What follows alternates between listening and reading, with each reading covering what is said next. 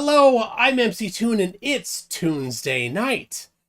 I have tonight scheduled a debate with Scotty Storm. Scotty not so hotty. He has not responded. I talked to him a couple days ago. He was all ready to go, but here we are. It's 1 p.m. his time on Wednesday, and nothing. Nothing at all, Scotty. What's going on with that? I actually had a voice chat with him. We had a friendly conversation. It was going to be great. But no answer. So I sent a message to Lemonbird. No. Nothing from Lemonbird. So I've got something else. Flerf Kent calendar, no surprise. Yes. Well, if you missed it, I aired a debate that was recorded over a year ago on the Echo Chamber podcast, which has since gone defunct. It's been about a year since they've even done an episode. So that was pretty. The guy was a fake Flerf. He was just looking for $50. What can I say? I posted an embarrassing picture of him. Why would he shop? Actually, he kind of thought that was funny. Scotty is a strange guy, but he does own a sense of humor. Many Flerfs do not. So, we had a very pleasant conversation. The best part of the conversation was when he told me how he has his internet serviced. He has satellite internet. Yes. Don Giovanni says Stormy's satellite internet must be out. Can you believe this? He has satellite internet. Oh, of course he said it was balloons. I just couldn't laugh. Anyway, couldn't laugh enough. So here is now the two choices. If a Flerf is available, ICPJCnet, you could come in and present your nothingness. Or I've got this. Oh, look at that. Hold on. It fills the entire screen. There it is. That is Space Shuttle Discovery. 2,354 pieces. So, that is it. That's the plan. So we've got a couple no's on PJ. It's 4 a.m. in the morning. Yep. All right.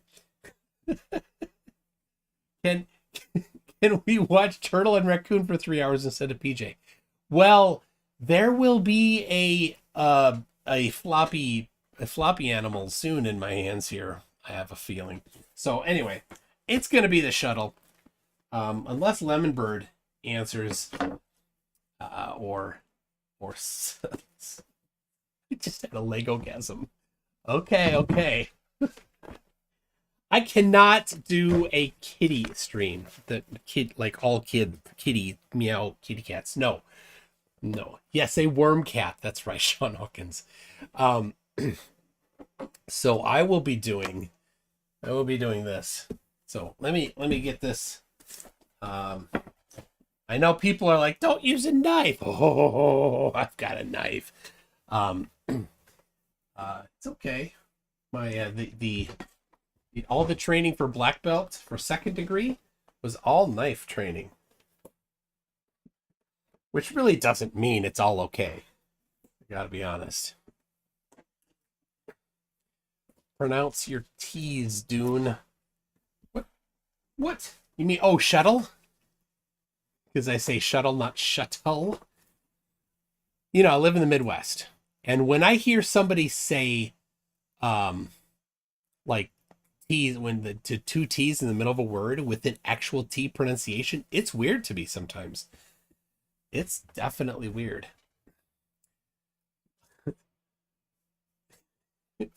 All right, so got 11. I probably should start with number 1. 13. I'll put the higher number 1s on the floor. Pretty sure I won't get to whatever that is. 11 just tonight. 16. 17. Now, Judy, is Judy there? Judy has sometimes helped me. Because I'm colorblind. 9. 15. Yeah, we just it's Shuttle with these. Or those things that you put on your hands in the winter. Mittens. We don't even give it a D. There's no consonant sound in there at all. Mitten. Think about that. It should be like M-I-apostrophe-I-N. So when I hear somebody say mitten, I'm like, what are you talking about? 10. Oh, there's another box inside the box. All right. So this just came out in, I think, January, or no, I think it was February 1st. So I ordered it on the day of. The day it came out. Like, I waited until midnight, I think Denmark time. I think that's what time it went on sale, and I ordered it right away. So, all right. Yeah, Scotty Storm, no answer. I've got D-Mock. He cannot stop sending me messages. That guy is insane. Totally insane. Oh, wait. Do we have the floppy cat? Well, that's not the cat. That's not the floppy cat. This is the regular cat. All right, here we go. We got a parade of animals. Here is raccoon. Hello. Raccoon. Raccoon, right here. Look up here. Up here. No, nothing? Come on, little kitty. She's so docile, so happy. So happy all the time. And her brother is right over there. Oh, he's coming in here. Oh, come here, brother. Come here, brother. Ooh, we're gonna trade.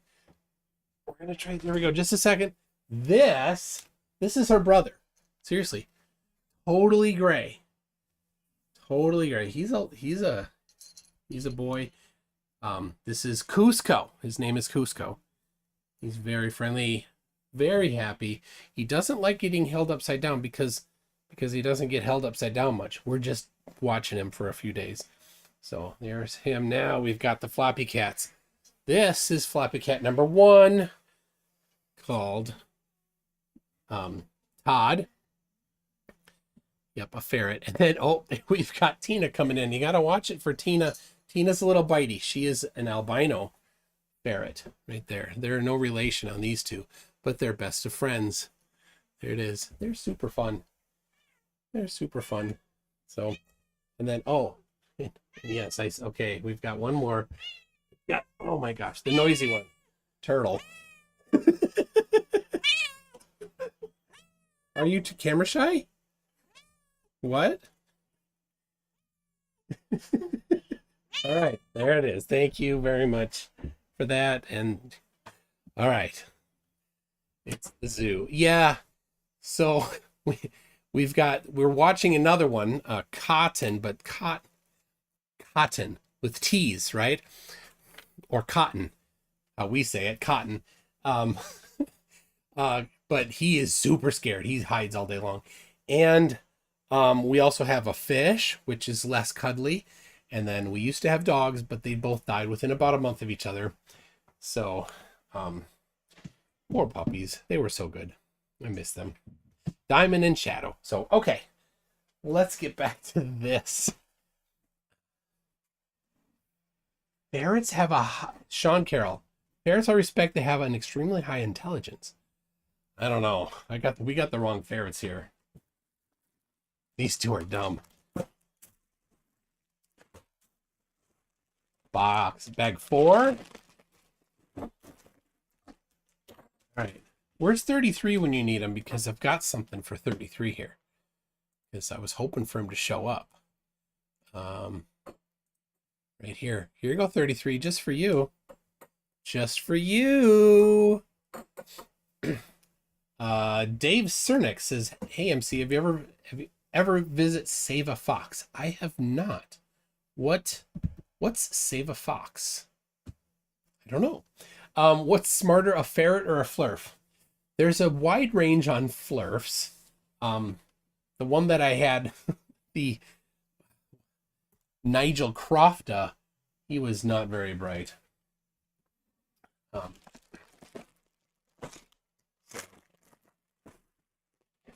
I would say ferrets are smarter.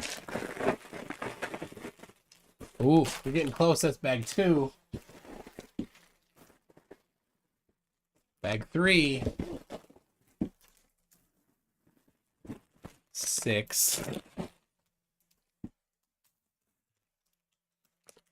All right, I gotta make room for stuff here. All right. Now, is the compass is the compass at 33 degrees? I don't know. I need my protractor. Bag 1. All right. And the kind of important book. There we go. Ferrets are definitely cuter than flerfs. Yes, I think most of them. I think they had in the Flerf documentary Level, the movie that the flat earthers named after a curved surface. Idiots. They they did have the token female in there who they intentionally chose because of curb appeal, I suspect. So, all right.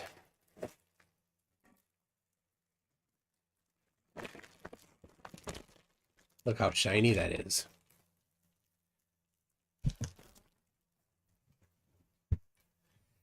Oh, excuse me. 2 in a row. Have to subscribe, says Nimrod. Is that your channel, Nimrod? Is that why I have to subscribe? It looks like it is your, oh, and there's cats on it. Go ahead, people. If you love cats, go there. Exposing Ma's tricks is here. That's Ryan Casey, who was on a little bit ago, says, you can't call us Flerfs anymore. Thanks to Ken Wheeler coming to the dark side, we are all now dip earthers, dielectric inertial plane. Did Ken Wheeler go Flerf? I don't think so. I don't think so. I saw he was on Jaren's show. But come on, he's no Flerf. He didn't Flerf it up. So, okay. Martin H. I really think the shelves in front of the window curtains merits some explanation. It's very disorienting. So, all right, I'll so there used to be, well, there still is. There's a dresser right over here. It's just off camera. Over that way. And that dresser is kind of beat up. We're gonna give it away to somebody. And in the sunroom over here, we moved some things around, and this bookshelf my grandpa built for me. He's no longer with. He's been gone for quite a while. So that bookshelf has been sitting in the other room there for a while, and then my wife's like, "What do we do with that? Can we move it in your office?" I said, "Okay, that's fine." So we put it in. So yeah, in front of the curtains is a little weird, but we're thinking that what I'm gonna do is I'm gonna do this wall behind me in all repurposed wood from pallets. So I'm gonna do pallet wood on the whole wall, including over the window. But of course, I'll have a cutout where the window is, so I can pull it out and we can actually open the window. So there you go. There's apps for scanning object colors with your phone, I suppose. So anyway, so it's there right now. And oh my gosh, another sneeze coming. That one was louder, but I muted it. Oh, Dave Cernick, the fox thing.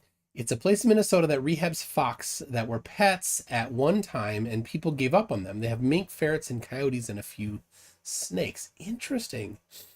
The plot hole. I'm not going to read that. So anyway, Martin H., there's your explanation. Um, I'm getting ready. Mute donkey, naughty, naughty. I see what you're doing there. So yeah. Anyway, so that. But first, the window behind me, I cover the window actually with tinfoil. Otherwise, if it's light out, then it comes in too strong. So I've covered up the window, but it's a north facing window and it's old and it's rotted really bad. So the window needs to be replaced. So step 1, replace the window. Step 2, do the whole wall. Step 3, then the shelves will make sense. So there you go. But it's the shelves are there. Plothole says I should read that. Okay. Just for you, Johnny. Johnny O, the plot hole says, I've got some wood for you. Not that kind of wood. Get your head out of the gutter.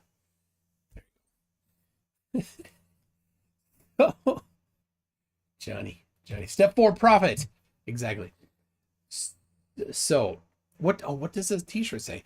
If the earth was flat, well, it's way down there. The cats would have pushed everything off of it by now.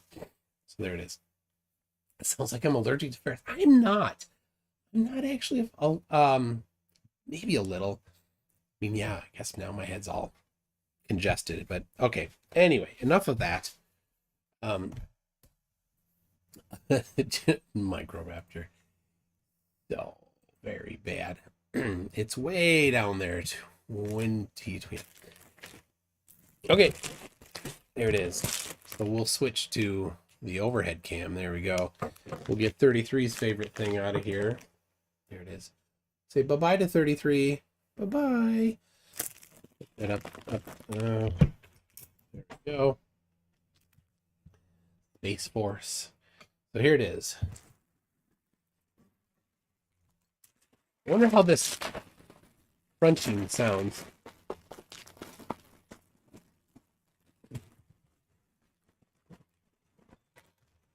All right. There we go.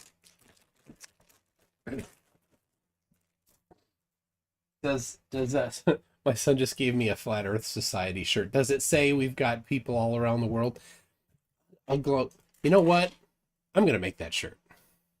Yep. I know. I interviewed the guy who controls the Twitter and Facebook feed for the Flat Earth Society. He was one of my early interviews on this channel. It was a very pleasant conversation I had with him. His name is Pete Savarier, and that's not his real name. He's super secretive about his identity, so fine for him. And he's like, people send that to me every single day. I'm like, yep. So I'm gonna totally get that shirt. So now what I do need is I need some people in my head to talk to. Oh, look at that, the knife. Fancy knife from Amazon. There we go. Hey, Johnny. Johnny, you there? You want to join? You can.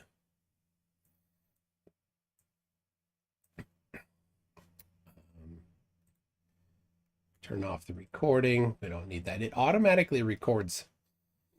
I do I have it set to automatically record because I want the flat earthers to know that this is recording. So when they come in there, they know that this is going out and it's not just I don't know, maybe they'll act differently. Who knows? Plot hole. Incoming invite. Oh no, I did it wrong. Just a second.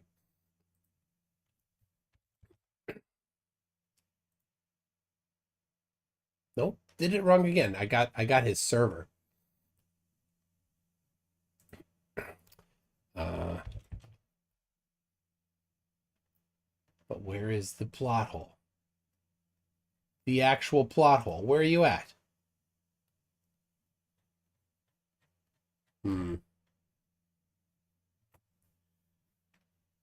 Where you at? Yes, Scotty's a no-show. Oh, Nimrod says, read my super chat. Okay, I'll get on it. Dave Cernak asked that. All right, Queen Ball says, you seem to be gathering two of every animal. Do you know of an impending flood that the rest of us are unaware of? No, I need 7 of the clean ones, I think, and 2 of the unclean ones. Is that right? And Nimrod says, for Sir Little Wolf, ow. Ooh, how's that?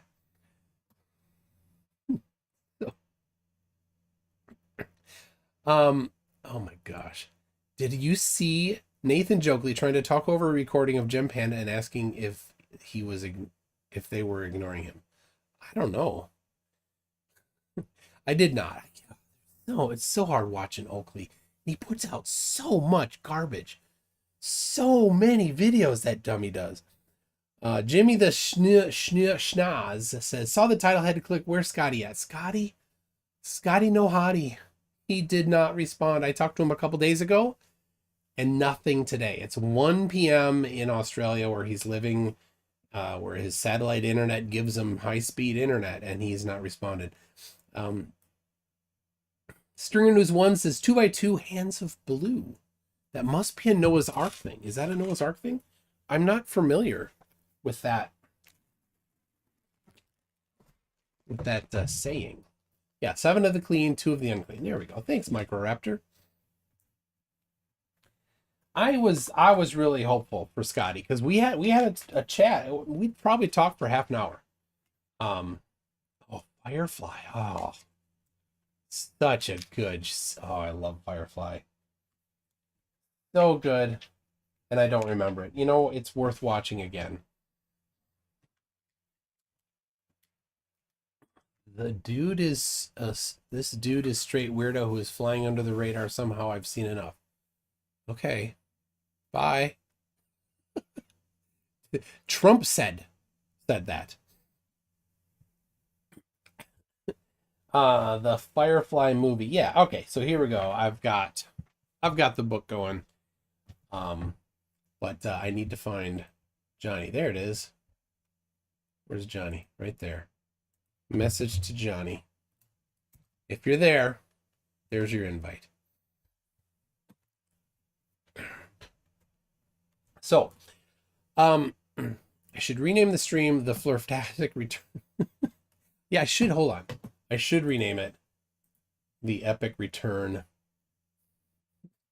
The non-return of Scotty Storm. Lego Shuttle. There you go. Lego Shuttle build. So, here comes Eddie Reese has a sticker. Is that a hippo saying next time and waving like a hand like that? Something like that. Okay, here we go. This is I realize I really rely on other people to entertain. So, oh yeah, commenting by phone sucks. You can't tag people, can you? Why does the phone app not let you tag people? I don't know. They need to work on that. So, Rickrolled. Who has Rickrolled people at work? And if you haven't, you have an assignment. You need to Rickroll somebody at work and then report back. Okay? I Rickrolled somebody. I think it was like we were talking about some software, of course, because that's what we do. And I'm like, yeah, well, what about it? What if we use this library? It was a link to the video.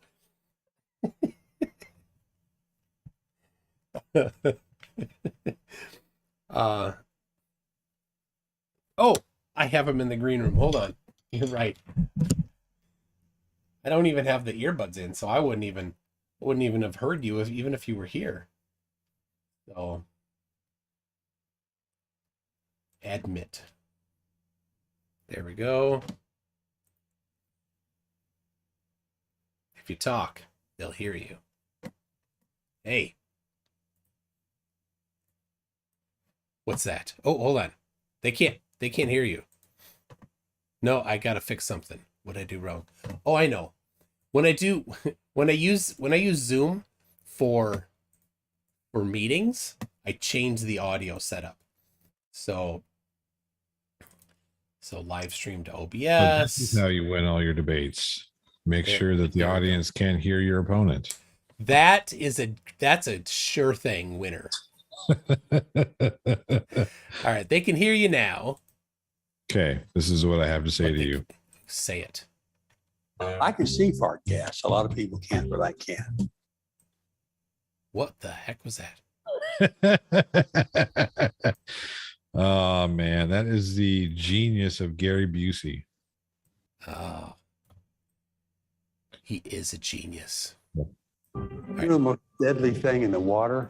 A shark fart. What? Oh man, Gary Busey cracks me up. Oh, there you're on screen, except you're labeled 33 UC. Oh, that's wrong. I'll fix that. Hold on. Maybe. 33. I'll rename you. Let's see.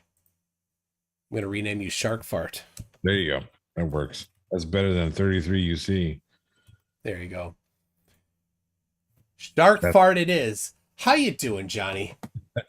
I am doing okay. I had to take some medicine for my back, so if I start mumbling or sounding weird, that's why. Now, if I start spinning, it's you, not me. Right. Exactly. Okay. Let's see. I'm gonna get the instant. Now I'm gonna turn off my self view, so you won't notice a difference at all, Johnny. Fair enough. But at home, they will see more of you and less of me. Ooh, I don't know if that's a good thing. Right now, they only see your hat. It's a nice hat. There it is. All right. So I understand that you were supposed to be debating Flat Earther again. Scotty, not so hotty. Scotty Storm, yeah. I've kind of figured out a few different tactics to make sure that they show. But it's not perfect. Yeah. I try. What I do is I talk to them every day if I can. Like I'll find an excuse to send them a message every day between when we set it up and when it's going to happen. And I did that with Scott. But no, he still can't figure it out. No. Nimrod wants to come on. All right, Nimrod, send me a message on Discord. We'll see. We'll see if you're any good, if you can entertain us. Yes, I am a Dolphins fan. Dolphins. Yep. It's better than those. Oh, is it because of your hat? Yeah, they were asking some people in the side chat. Yeah. So this is just a little stand, super fancy. There it is.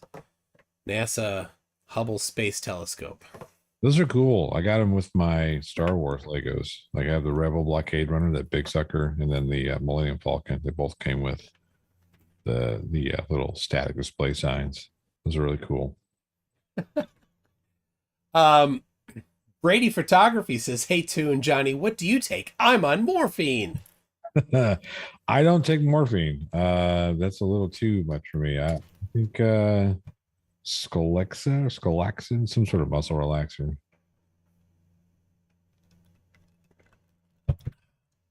Alexa.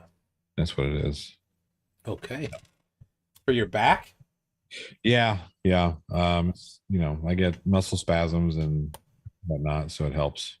Dude, it's mostly because every live stream you're on, you got to carry everybody else. That's generally what happens. Yeah. And that's why you're here. No. I'm here because I wanted to see this amazing NASA, obviously CGI. Yeah, it's all CGI model. Yeah, that you're building. I love how triggered they get from this kind of stuff. Man, I've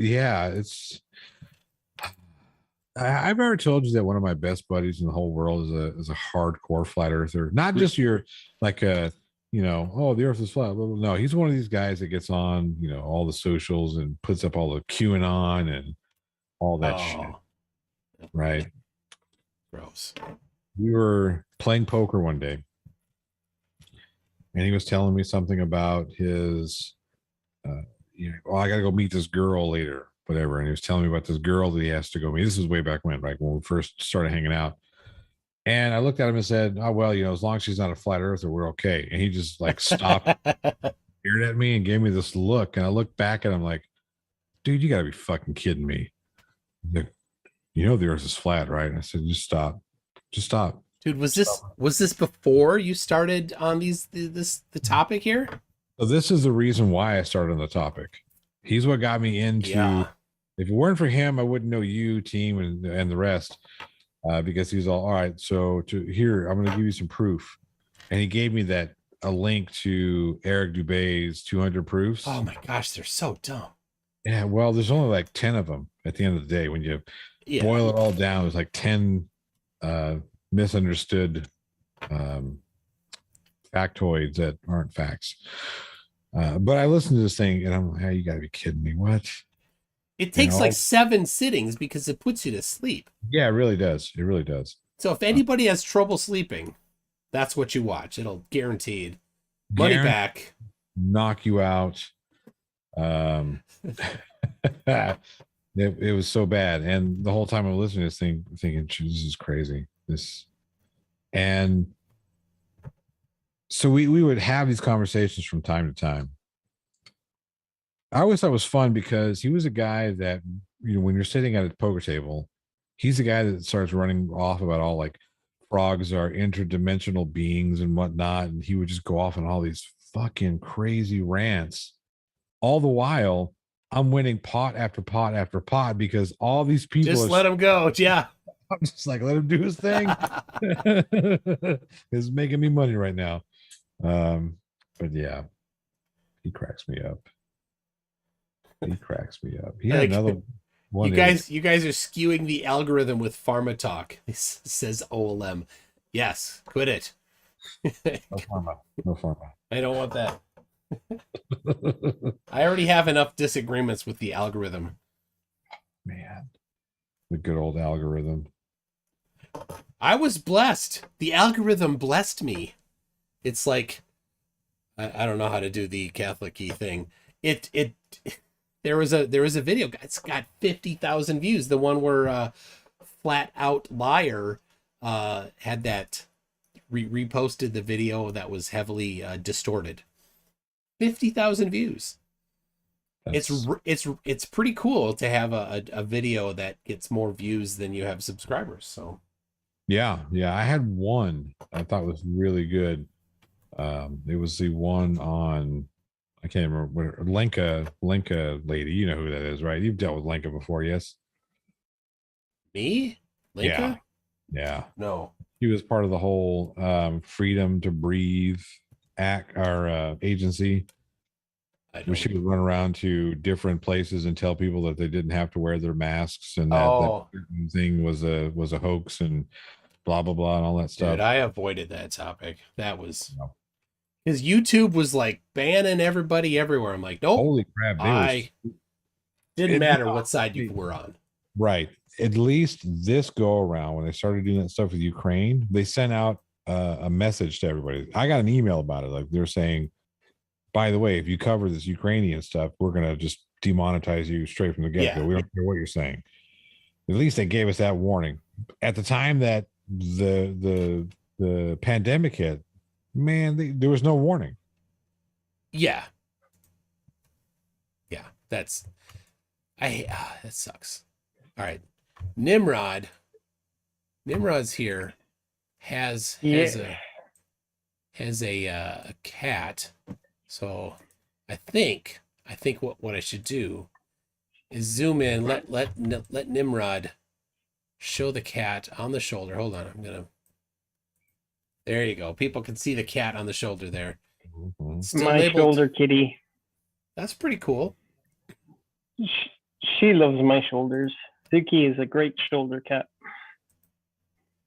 That's cool. Just sits there. Just Yep. like all day? Like all the time?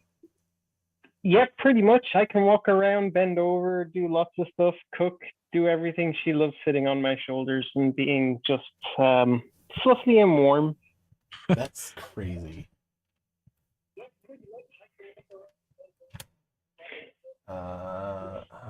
It is. It's quite enjoyable, especially when it's in the colder months of the year. Yeah. I always have a warm neck. Do you So live living in a close. colder climb? Well, I'm in Sweden, so yeah, I've heard it gets cold there. it Dude, what? can get quite. It's 6 a.m. there, isn't it? It's 5:36. That's Oh correct. my goodness. Have you gotten up recently, or are you not yet gone to bed? Both. Yep. The Swedes don't need sleep. What's Screw sleep.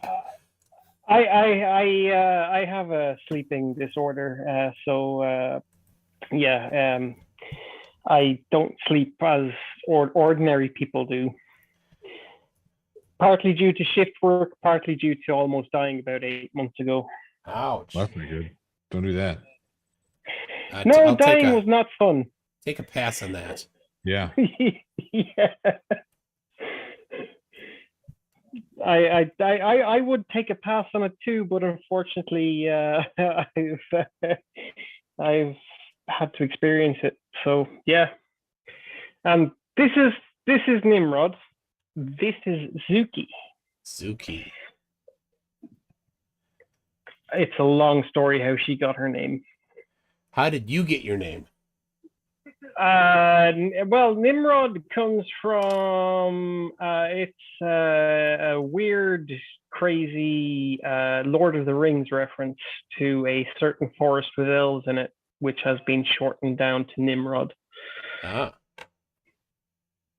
It comes from the forest of Nimrodel originally. Okay.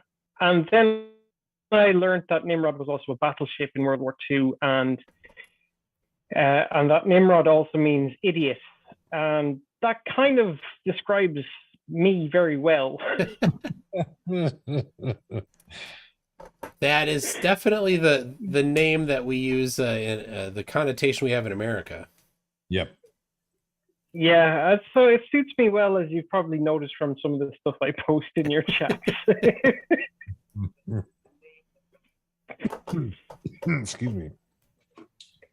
Nimrod comes from accordingly, my actual name, which isn't Nimrod, it also comes from the Bible. Yes, Molossus says Nimrod comes from the Bible, and yeah, true. My actual name also comes from the Bible. It's something like God's witness or something. Ah. Wait a minute. Wait. Let me try and wrap my head around what you just said.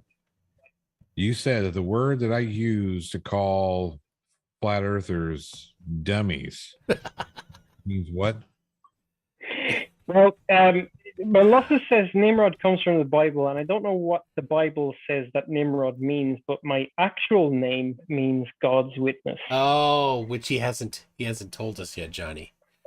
No, and I'm not going to tell. That's wise, yeah. The Flerfs will go crazy. Yeah. But if anybody knows who God's witness is, they'll know my name. Oh, I suppose. It's quite big in the Bible. All right. Yep, that's what I thought. Yep. I won't say it because you don't want to say it. I won't say it.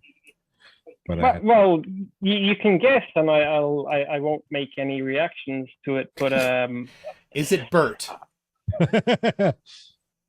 No, that's my brother. Nailed it. Actually, Bert is my brother.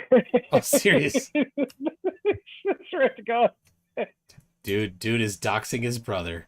Oh.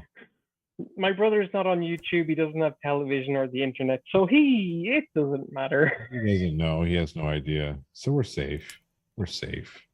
Yep. Cat butt. Yeah. Right. Yeah. I have a very loud purring kitten here. It is cool when So you in get you get happy like that. All right, look at What this. are you? This What are we? is- What are we building? What are we building? This is, I don't know what this is yet. I think it's a base. It holds it up or something. So it's got these angles on here, so it's going to sit at an angle like that. You see. Microraptor, you're the only one who knows about my nimble rod. Oh, that's lovely. So Brady Photography wanted to come on. And Brady Photography is on morphine. How wise is this? It's very wise. Speaking of which, my not morphine is kicking in. So I'm going to bid all of you adieu. Adieu to you and you and you and you. Exactly. Right. The hills are alive with music. All right. Well, thank you for popping in there, Johnny. MC Tune, it's always a pleasure. Thank you for having me. We will see you on the flip side. All It's right. nice talking to you, Johnny. Oh, see you again sometime. All right, Nimrod, you pet that kitty for me. So bad. It's so bad. All right. I sent an invite to me and Brady. So there we go. All right, cheers, everybody. All right. See ya. Bye bye. All right. So yeah. So this is some sort of a roundish base that I'm about to build here. So two of these, and we'll find out who me is in a second. This Lego set seems very intriguing. Much better than what you had originally planned for this video. I mean, it's fun to have somebody on that's talking crazy. It's That would be me. entertaining, But oh, you're gonna talk crazy. Excellent. I am, yeah, I'm very. I can be called crazy sometimes. I've been called a lot worse than that too. Flerfs have some things that they call us. Brady is here. Yeah. Hello, Brady. Am I being heard? Yes, I can hear you. Well, hello. Hey, Michael, how you doing? I am good. How's the dude with the key? Nimrod. Hello, Brady. I'm Nimrod. And yes, I'm doing fine, Brady. And for someone who has photography in the name, you have no video. I have no video. Oh, well, you wouldn't see anything anyway because it's dark and I'm in bed. So. All right. Well, just a But the second. thing is, Just a second. Me. Do you want your whole name on there, or do you want to edit that? Oh shoot, how did that get up there? Yeah, if you can. I will. It's tiny. I don't know if people have seen it or not, but I'll Done. just rename it to me. Oh, there you got it. You already did it. Mhm. Okay. There you go. This is the default setting, I guess, Yeah, for work. it's whatever your name is in there. So That's all right. Hello, People who me. don't see me already have my info. So, hi, Nimrod. How are you? Quite often I get to talk to me. I hear that, and none of my cats are present. let's gotta see be how careful. good I can't do a cat stream. This is, I know the internet was made for cats, but this is not. Funny. I was just going to ask you, how good is your memory? How many cats do I have? My memory's not good enough to tell you. You completely forgot. Yep. I have 5 cats. Oh, that's 7 too many. I'm down from 7 actually. At one point I had 7. So Microraptor's wondering which of you are Flerfs. I'm gonna flip. Well, Mute Donkey is asking me to give him a flat Earth map. Well, my flat Earth map is the one that Google uses in Google Earth, which Hey. is a projection of a globe. Funny that's what Nathan Oakley uses for his flat Earth map. Mm-hmm. Well, that brings Okay. me to the topic. I have some questions for Toon. Okay. And it's the same question I have for Dan and others that continuously do this on a normal, regular basis. And that is it's like I see that, you will respond to these people and address a certain thing. And I see that within a quote unquote debate, you don't really get a response back to your answer because your answer really doesn't have a response. Yeah, from they them. can't. But I don't know. I wonder why that you guys don't hold their feet to the fire and demand an answer. Because we know they don't have an answer. But like they do hold their feet to the fire and demand an answer, and they don't get one because there isn't an answer. But it's like, I mean, really, if I were ever asked, is the Earth, prove that Earth's a globe. Like, fine, go to Houston. There's about 15,000 pictures right there. You can look at amongst yourself. And they can say all day the Photoshop crap. Photoshop did not exist in the 60s and 70s. Nothing. But it's still all CGI. It can't be CGI because there were no computers to GI. Yeah, but they don't understand that. Yeah, that's the problem. You know what? They always quote Robert Simmons, who in 2006 said something about Photoshop. They're like, NASA admits. Like, no. That reminds me too, Tuna, have you ever tried to contact him and bring him on? I have. I found him on Twitter. I think he's pretty sick of it. Gotcha. I'm sure he's gotten hounded by the Flerfs.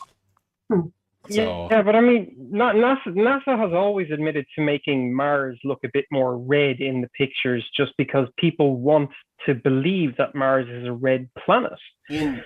So they color it in a little bit more red. In where? Where do they do this? Well, that's not actually true. I mean, the soil's red for a reason. Well, I know Mars. The blood of its enemies. This is it. I know Mars isn't like blood red and this and that. It's kind of more orange and iron rich, and that's why it looks kind of red. But they have admitted to colorizing some of their pictures just to make it look better. But when they take their pictures from the rovers that they have going around, they don't change the colors there. And what you see is actually the color on Mars. But some of the pictures, it's artistic license. They make it a little bit more red to make it look, to make it pop a bit. I agree with Tunis from the blood of the Tharks. Come on, somebody else has to know the Thark reference. I don't. How can you not know the Thark reference? The Sark? Thark, T-H-A-R-K. Oh, shark. Got it. Somebody else has had to have read these books. They're 100 years old. Come on. What book? Princess of Mars, Edgar Rice Burroughs. Hello? Nope. No? Nope. Sorry. Oh my. Nope. Sorry. Wow. Toon, you would love those books. They are amazing. Whatever cred I would have gotten for that, I've now missed on. Yes, you completely threw. The movie was done very well. Problem is they didn't promote it well. And they named it John Carter, which they shouldn't have done. They should have named it The Princess of Mars. Okay, I have a question. Yes. I've run into a problem already here on bag 2. A color problem, I guess. Well, I don't know. So here is what I'm doing. In the future, by the way, you should start building these without telling people what it is and see how long it takes. That's a good idea. See how long it takes them to get. I've got another one on the floor down there. So after this, So Okay, this that's Hubble. Yeah, this is the Hubble. So this looks like it's black, but there's no blacks of those. There's whites of those. No, that looks good. That looks gray. Gray. I don't think they would put it on a black background if it were black. Yeah, that looks more gray than anything else. Yeah, it looks gray. So you should have a gray piece. But then So- I am a little bit colorblind myself, so don't trust my eyes. I would definitely ask the one female that's in the chat who It's less females likely. generally don't tend to be colorblind as men. What piece are you looking at? All right. So first, this is I'm pretty sure is black. Is It's this the piece. dark gray. No, page that's is too black. black. So you see how there's two different shades of, well, there's a lot of shades of gray for you, but there's definitely a darker gray and then there's a lighter gray. but there's no. Do you see over by, I don't even know if that is. It's Yeah, the darker Dan's pretty gray. close. It's the darker of the two grays should Yeah. be what you're looking for. But I don't see one here. Those two right in front of you that you have side by side, one is dark gray, Right one here. is light gray. Yeah, I see in the center, in the middle, toward the farther away from you, there's a 4 or dark gray. There's one right by your monitor too, by the orange piece. Yes, up there, right there, right there. That right would there. be You red. touch- That's a darker gray. Oh That's no, too- that's the lighter one. That's too big. That's red. It Am I- has. I can point. I'm pointing at it on my monitor, but you don't know where I'm pointing. How many? How many red. nipples does it have? It's That's a dark gray. it's That a 2 is by right 4. there that you're pointing at just now. That's dark That's gray. black. This is black. No, black is a lot dark. Oh, why is it black? That's not black. That's not black. June, that is not black. That's dark gray. This is black. Yeah, that Oh, does wait a look minute. It black. is Okay, black. then the Okay, one that's see? over by your monitor by that orange piece. That? We had a glare. We have a glare. Yeah, you have Your glare. That's definitely a light gray. But no, That is see such the a two that, long light pieces, really long ones. These? that is Yeah, there's another But- one underneath the long ones. that is such a That's- Not those mindful. two. There was the one that was underneath them. Yeah. Well, stop. But that's too long. glaring gray. Stop glaring your camera. That's too long. See, this is black. That So is yeah, black. so color is relative, isn't it? So Uh, see, you have black, dark gray, and light So gray. these where you are- just put those these are- pieces. all of Look. the pieces that fit that description, 2 by 4, and there's just this one that's black. So that's it right here. This is the piece, Okie doke. right? Okay, It's gotta that's be. got 8. That's got 8 nipples. How many It's does the other one? It's a 2 by 4 on the top. Okay, so 8 Right. nipples. And then this is the same coloration here. I don't know why they would put that on a black page. That just makes no sense to me. Tim. Well, whatever. 'Cause It's that could be because what- that's it's the blackness of space. Okay, because look under your finger. That is under your finger. That is 100% gray, and I don't think This? anybody here will argue with me. That This? piece Oh, is that gray. That's gray.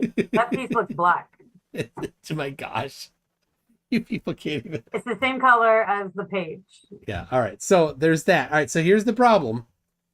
This piece is this one. This looks like it's supposed to be black, but there's no black pieces like that. There's these blue ones. I bet it's the Right light here? gray. This is a light. That's what I said a long time ago. But he seems There's to think there's that. no one there. There's this. These are all. This is the shape. All right, wait a second. Is there a possibility that the pieces you're looking for are in another bag? No, No. this is Yeah. step 2 of bag 2. Bag 2. Wait a second. Step Give me one, a step two. reference. Show me on a previous page what they're showing as black. Previous page, what are they All showing these. as black? All these. This is this right here. Previous That's page. this. So Yeah, but I make MC2, I've done Lego sets, and I've found pieces that were supposed to be in bag 1 that were in bag 3. So this is why I'm asking. Yeah. Well, then, what's wrong with the nipple piece you have there? What the bottom isn't right? This piece is fine, but these are white. They look like they're the correct shape, but they're the wrong color. So Those are supposed to go on top of the black one with 8 nipples. yeah. And you don't have gray ones? No, Use them. I'm sure it'll work out. just these. So, all right, I'm gonna have to go with these.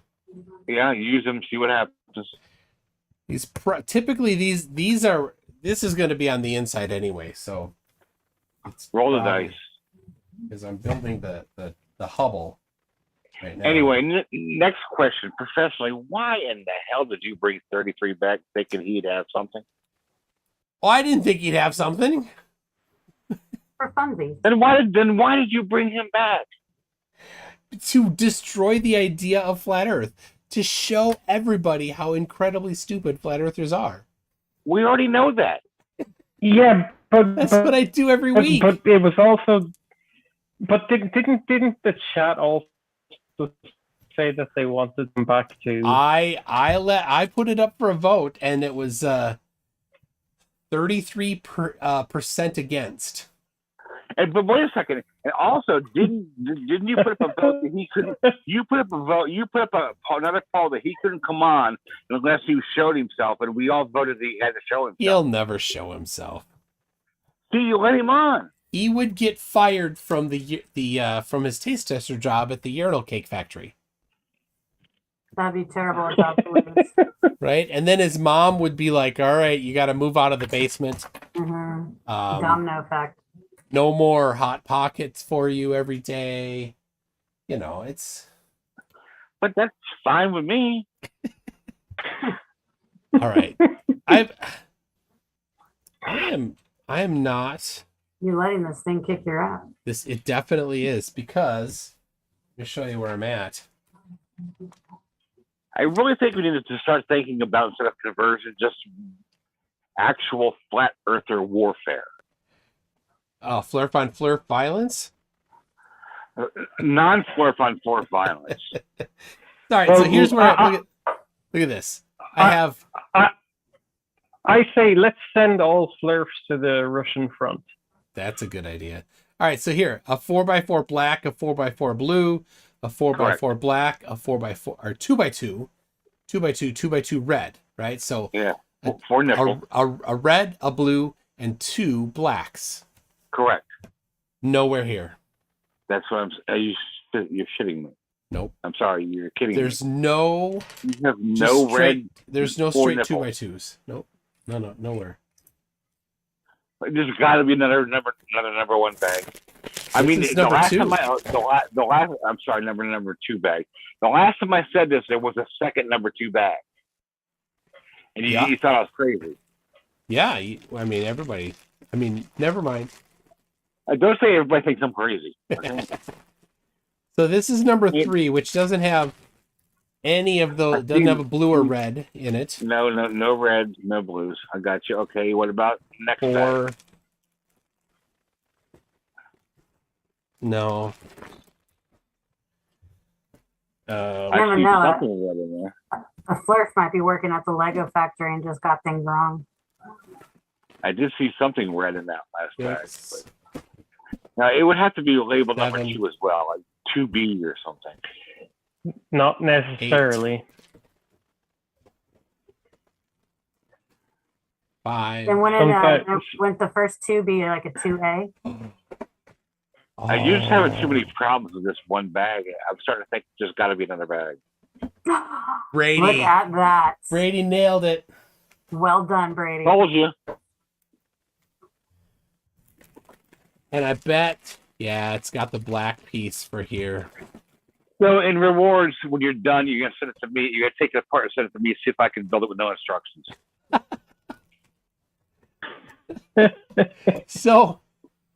So speaking of that, here, I'll show you this. Behind me, you can see on the wall, Right here. This is Lego's MC Tune in Lego. My kid built for me. That's cute. Nice. There you go. Enjoy that. I like the name that you gave me there. Shark Fart? Ooh. Yeah. Your Saturn V is also Lego, right? Yes. Yeah, I have a Saturn V 172 scale real model that I had to build. So Now, you already know that I also have a Discovery with a one of a kind Hubble inside. I forgot.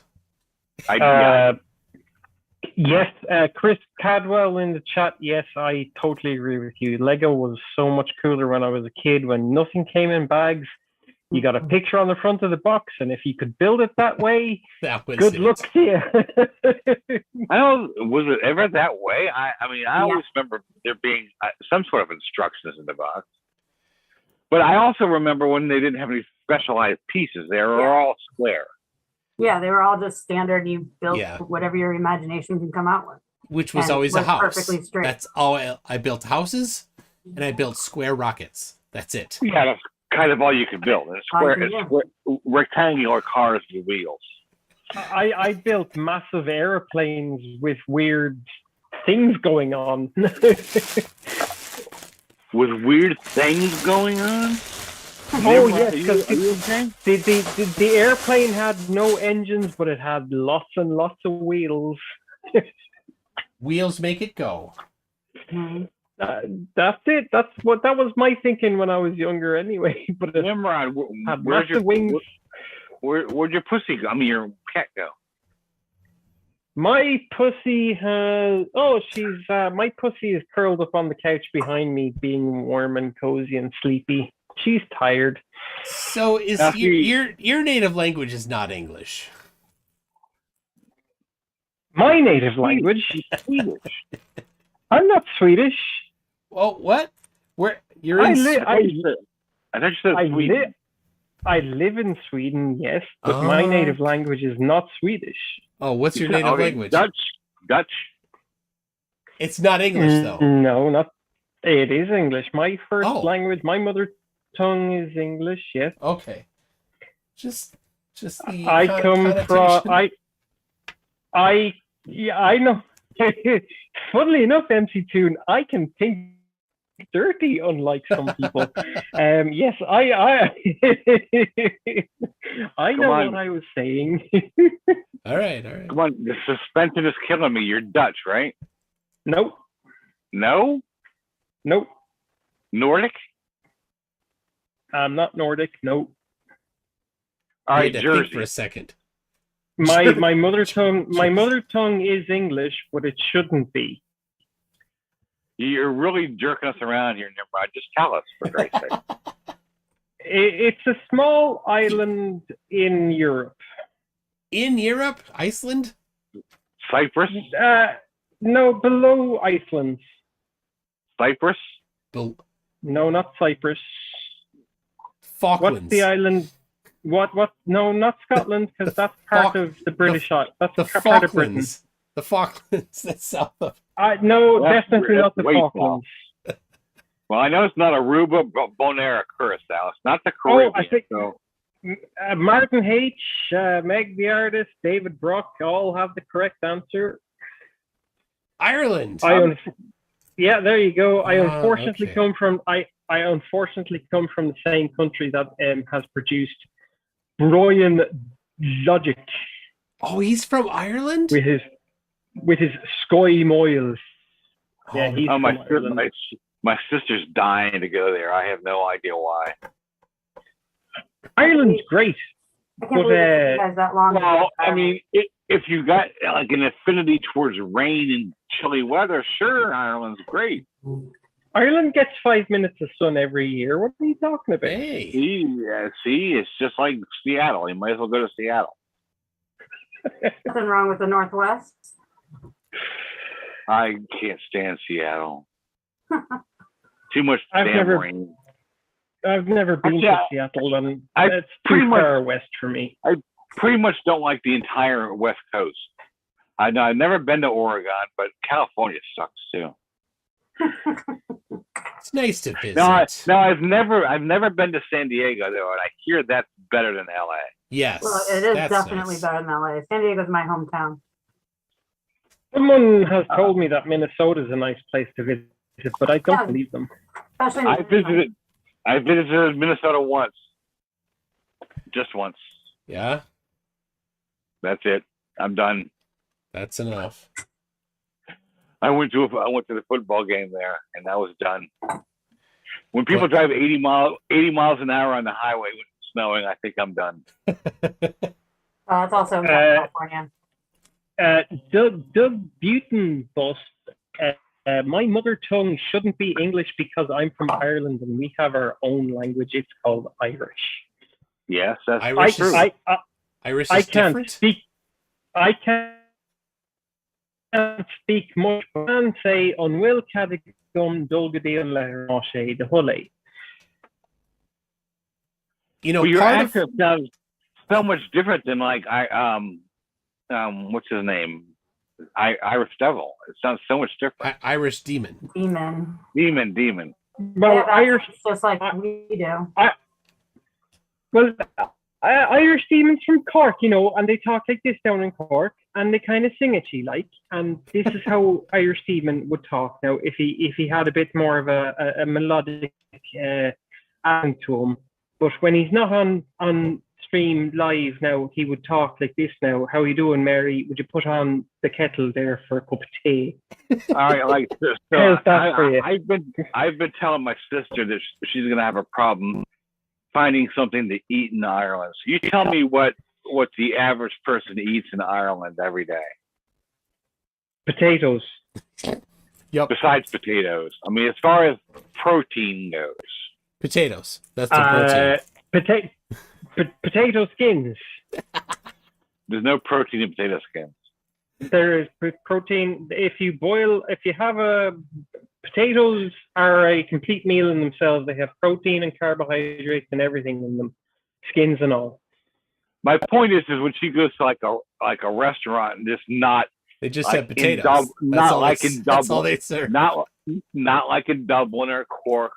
She said wants to go off the beaten path, and I'm warning her that she's going to have trouble with the food she's going to be offered. Nothing but potatoes.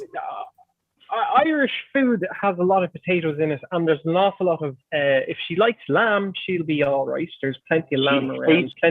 She absolutely hates lamb. Okay, well then there's plenty of mutton then. Mutton, which is not mutton. Oh, and plenty of beef. That's goat. No, mutton is just the old. Mutton is older. Is not lamb. Is when they get older. It's what they sell to confuse people who think it's lamb. It's yeah. So you've heard it's old lamb. Yeah, you've heard of the expression "mutton dressed as lamb." So you've got lamb and you've got fake lamb, which is actually real lamb, but you just rename it. It's just sheep meat. Yeah, it's called mutton, but it's sheep meat. Mutton is great. It's delicious. It's less fatty than lamb. No, there is lots and lots of beef and pig and all sorts of stuff around. So my mother likes lamb. You shouldn't have too much of a problem. When my mother cooks lamb, we leave the house because it smells so bad. Huh. But it tastes so good. No, it's okay. I've never cooked with lamb, but I have eaten it at restaurants because it's so. So I'm gonna tell you, it is fatty. Lamb and mutton, and blood sausages too, right? Or is that just England? Well, but it's not blood sausages. It's called black pudding. Oh, but it's the same thing, black right? pudding is made. Yeah, it is. Pretty much. Black pudding is a blood sausage, except they also put in grains like wheat and stuff into it, and spices to make it taste nicer. There is white pudding, which is a nicer version of it. I'm not too much of a fan of black pudding, but white pudding is delicious. Yeah, we just call it Got vanilla. lots of rashers. Bill Cosby used to sell it all the time. yeah. You can understand that over here in the USA, pudding is one thing, and that's sweet as a dessert, and that's it. When we do not use the term pudding in a generic we sense do- for the sweet thing after a meal. Never. We do not have any meat in our pudding. Well, pudding. The word pudding comes from a much older word meaning something that is boiled. Generally, black pudding and white pudding are something that are boiled before they are sold to you. So you can't eat it technically raw because it's not cooked. Whoa. But it has been boiled before you get it, because otherwise the blood wouldn't coagulate and turn into. Gross. Okay. That All does- right. It would just run out when you cut the packaging open. Let's talk about flat Earth, please. Texas Troy is wondering who the guests are. We've got and I'm sending him an invite. We want to flirp it up in here. So we've got Texas just Troy. for reference. We've got Nimrod there on the top. We've got me down at the bottom. It's not actually me. She's me. I'm not me, but I am me. She's also me. And then we've got the disembodied voice of Brady Photography, who's on morphine apparently. Morphine and vodka. And Ace Fox 1, would you ever go and feck off? Hey, if you're a chronic pain sufferer, believe me, I wish morphine made me high. It doesn't. Sorry. Yeah. Yeah, but when you ever stop taking, if you ever miss them taking your morphine, you are going to go into some horrible detoxing. So is it a one-way trip for you? My father is. That is untrue. I've literally skipped morphine for 3 days and not had a problem doing it. Well, Well, that's good. I'm talking from experiences from what my father has told Yeah, me too. Oh, we've got Dim Mac here. from his morphine. Yeah, but he was obviously getting more out of morphine than a pain sufferer is. He is a terminal cancer patient, and all I can tell you is about every 3 or 4 months they have to increase the dose of morphine he's getting. And when he doesn't take his tablets, he All right, enough of the morphine has talk. terrible withdrawal. Enough of the morphine talk. Do you notice we've got Dim Mac? Yeah, I remember him. Do you remember? I mean, a few things more crazy than Dim Mac. Hey, whatever happened to Jon Snow? Why is he never around anymore? Oh, he's still around. He was on a little while ago. Does he still believe that dinosaurs are fake? Yeah. He's Why don't we do a show with him and fake dinosaurs and I don't know somebody else like. So I'm trying to Dave, find somebody that actually thinks that dinosaurs are fake that's willing to talk, but I don't think anybody actually thinks dinosaurs are fake. It's all just a farce. And so you don't John think John believes that?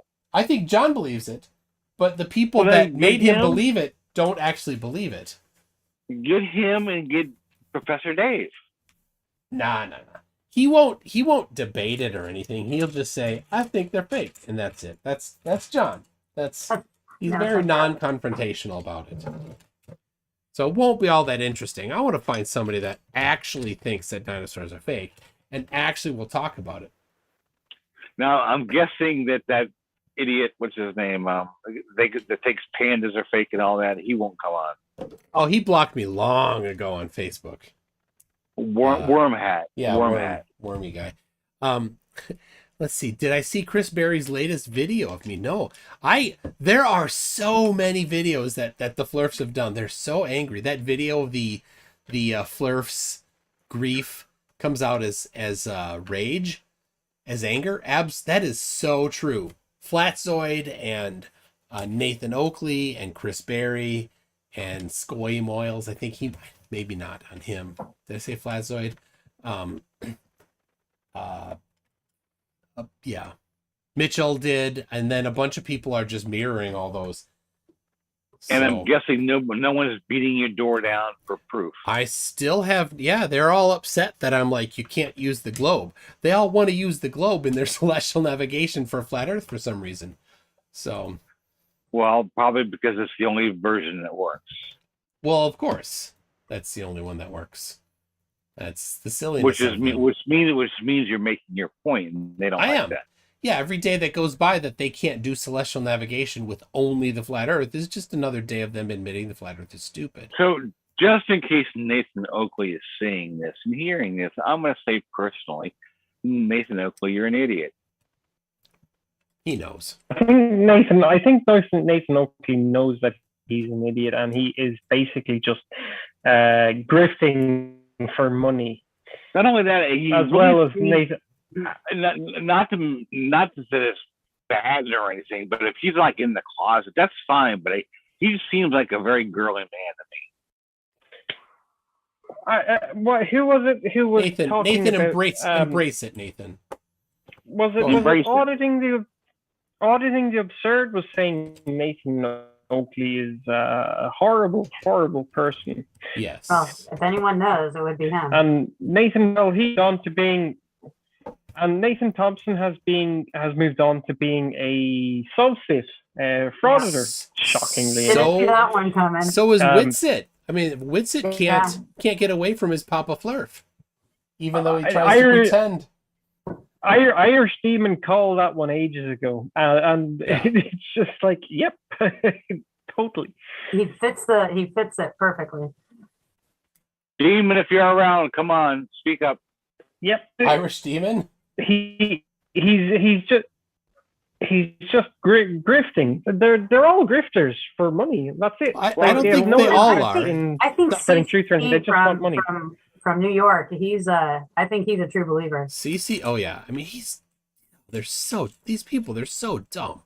They They're like, are. there's two suns. No, there's Yeah. there's a lens inside your camera and it's bouncing internally. CC No, is can't do that. CC is exceedingly dumb, and his wife knows it, but he's Oh, poor wife. Yep. Hopefully, they didn't have any children that he can spread this. unfortunately think he has Does children. The thing is, the Does children. his wife not? Does Cece's wife not know about divorce? I think she probably doesn't want to doesn't get believe in it. divorced because, I mean, come on, let's be realistic. Have you ever been to Westchester County and upstate New York? There's not a whole lot there. There's not a lot of choice. There's not a whole lot all over the country. Well, but there's a whole lot more choice to But say you in could- a major city. She made a mistake. She's owning the mistake. And she's just gonna. Quite she's gonna- possibly she loves him, even though he's a flirt. She probably has something on the side going on, and he doesn't even know it because he's so full of his flat earthness. Yeah, his mistress is as flat as the earth he believes in. And, now the I one called that, him. The one that, I called The one him that- live, and he got mad when I brought up his wife. I'm like, dude, you put it on. You put it on. You posted the video. Yeah. I watched that. The one who's really pissing me off though is that chili what's his chili Oh, decap. Delete laws. Delete laws. Oh, Yeah, that guy. God. I don't cover them, but Chili- my goodness, that Chili he- decastrated. No. He drives me crazy. Looks like Dim Mock wants to debate the dinosaur theory. yeah, Dim thinks that dinosaurs don't exist, and you know what his evidence will be? Denial. That's all he has. Skull to me. Salud. Scored. But you know, those people will be first in line to see the new Jurassic World movie. I guarantee it. These people, they just want money, and they're doing these shock videos to get money because they know that people will watch it and Mhm. they'll get the view sense or the AdSense or whatever the hell it's called for it. Yeah. But people who actually produce proper, intelligent content, get very little from out of YouTube because it just doesn't have the selling force, because it's not tabloid journalism, which Chili the Castrated likes to do. Yeah. And people will watch. Yeah, and people will watch it and people will buy it, and it's just disgusting. I've never watched any of their videos. The only reason I know these people exist is because of people like MC Toon and the others in the community who have covered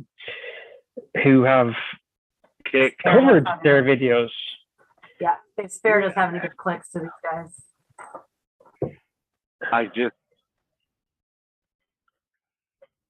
Oh, Sam. And I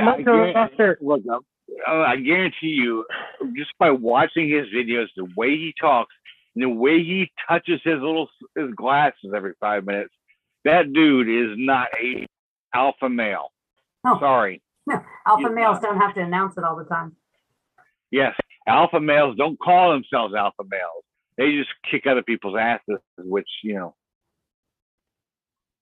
Which you don't even have to do to be an alpha male.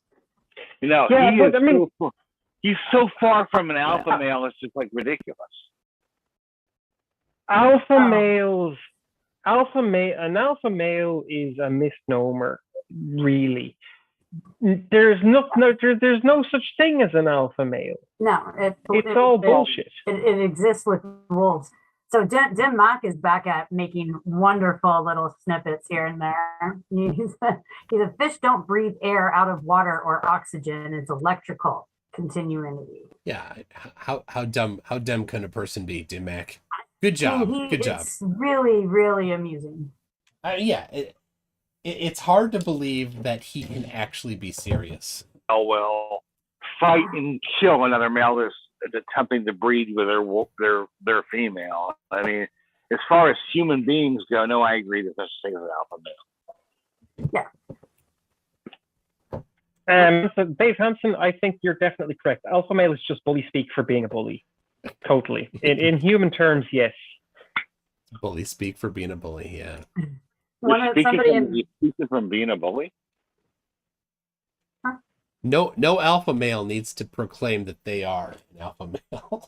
No. Right. You had someone in the chat that said you should interview Cece's wife. Yeah, he did not want Toon to. Tried to. He tried to. Yeah, Toon tried to get her on, and he wouldn't let her. Well, yeah, I imagine he wouldn't let her. He's like, what am I gonna say? You guys in the chat, go ahead. You think up what might be his reasoning. It's probably a sensitive subject in their house.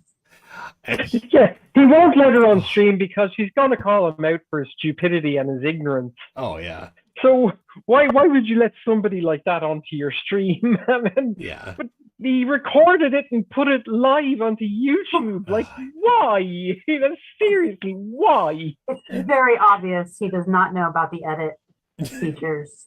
Well, no, I asked him, when I talked to him, I asked him about it. He's like, I was doing that to show people how hard it is to live with, and then some insults. Well, that sure backfired. Yeah. That is 100% utter male bovine excrement coming out of his mouth right there. But top grade male bovine excrement. Doesn't live stream. He pre-records and then uploads after. Yeah. It's none of his stuff is live. You might as well live stream at that point. Yeah. So he had to intentionally do it. Of course it's not live because this is the thing, and but I did it so people would see I'm not an idiot, but she's calling you a fucking moron. Yeah. So yes. And he titled it something like living with the Globetard, I think, something like that was what he titled it. Wow. So why did you marry her? Why did she? Am I the only one here that's been to upstate New York? Yeah. I've been to Elmira. I've been to the American part of Niagara. That's about it. No. There's not a whole lot to do in upstate New York. I mean, my grandmother lived in upstate. My mother's from upstate New York. There's nothing. Does it resemble Nothing. Montana? Nothing up there. I've never been to Montana, but upstate New York is mountains with everybody who knows everybody, and there is nothing else. They get snowed in for months at a time, and they don't care because they don't really particularly care on seeing anybody. Okay. MC Toon, I just hid a certain person on your channel for a really vile message. You can obviously undo that if you wish. Yeah, that. What is that? So let's do the delete comments instead of hiding or timing out. So I unhid him, Yeah. but choose deleting select comments instead of timing out.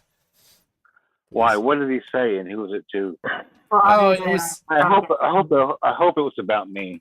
It was a reference to the party that was the losing party in World War II. 4 letters, Oh. starts with N, and something about I didn't he doesn't make sense, right? The guy can't string together 2 words to make in the right order. So Probably about with Putin is right now. I meant to time him out, but unfortunately, on the iPad, sometimes the hide and the timeout, they're so close to each other. And I'll it handle sometimes them, everybody. It's I will done be the one- anyway. I will be the only one to choose what to do. Since I'm not debating somebody, I can put enough attention to that. So well, your little car's coming along pretty nice. it's the Hubble.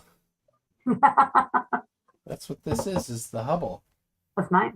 All it needs is a balloon so it can stay up in the Exactly. firmament. But don't tell the flurfers. And Tuna. after you launch it up there, you're gonna have to fix it somehow. Tuna, are you new to Kelsey? Did you just recently discover him? To who? Kelsey, Kelsey. the 747 pilot. Oh no. I saw when he did his thing the first time with the Yeah, I've been Flerfs. watching him for a couple of years now. He's Yeah. good. Yeah. So I'm surprised nobody took him up on his first offer properly Well, and made it public. they were confused, and he didn't phrase it probably very well. He's inexperienced with Flerfs, so I understood it. he makes mistakes that normal adult humans can understand, Mhm. but Flerfs cannot. So when you talk to a Flerf, there's that you want to do things with crayons, for example, and there's Pictures. I mean, picture books are much preferred. Thank you, Microraptor. Yeah, Kelsey's a really cool content creator. I've been watching him for quite a while now, and Captain Joe too, as well as Mentor Pilot. They do an awful lot of really good content out there, and for me especially, because I work in the airline industry, I really suck it all up. And when I seen Kelsey doing this thing saying, hey, if any flat earthers want to fly over the South Pole, I'll do it. And I was like, I want to be on that flight, but I'm not a flat earther. Yeah, for years I did aircraft photography, so he attracted me right away. So. Yeah. So all right, so I'll tell you this. I've actually shot at SXM. Anybody else? I don't know what that means. St. Martin, when I landed right on your head. Oh yeah. All right, so World's best airport. There are a very few Flerfs that are actually serious about wanting to take that flight. And I've been in contact and talking for a few months with one that does want to do that. And he's very serious, and he is motivated, and he does have money. At best I can tell, he actually has money. And so he's like the only one that I know of that, is kind of serious about it, but he doesn't have enough to fund the whole thing. There's nothing Flat Earth Millionaire. Flat Earth Millionaire doesn't want to test his beliefs. Flat Earth Millionaire who drives a Nissan. Why would flat earthers put their money where their mouth is? It will just prove them wrong. I mean, it's just They don't have hello. any. They And they're don't just have any really- money. Yeah. A few just do. become boring. Dearth makes a lot of money scamming people with his app. Yeah, then they Oh, just but become he- normal, average. I don't- voters. Yeah, but I why don't would you thi- give that away to prove yourself wrong? You don't want to give away the money you scammed from people. You want to keep it all for yourself and I call don't- everybody I else don't a scammer. I think Dearth is a Poe. Oh no. Oh no. I don't know. They're I think Great. They're grifters. That's it. They're grifters. Yeah, they're, he's a they're grifter. pieces. He's They're a- pieces of. They're POSs. They just want to rob people of their hard-earned cash. That's So not. if you want, if Let me you say, they're not want- robbing. They're Yeah. competing in the competing for their money and earning it.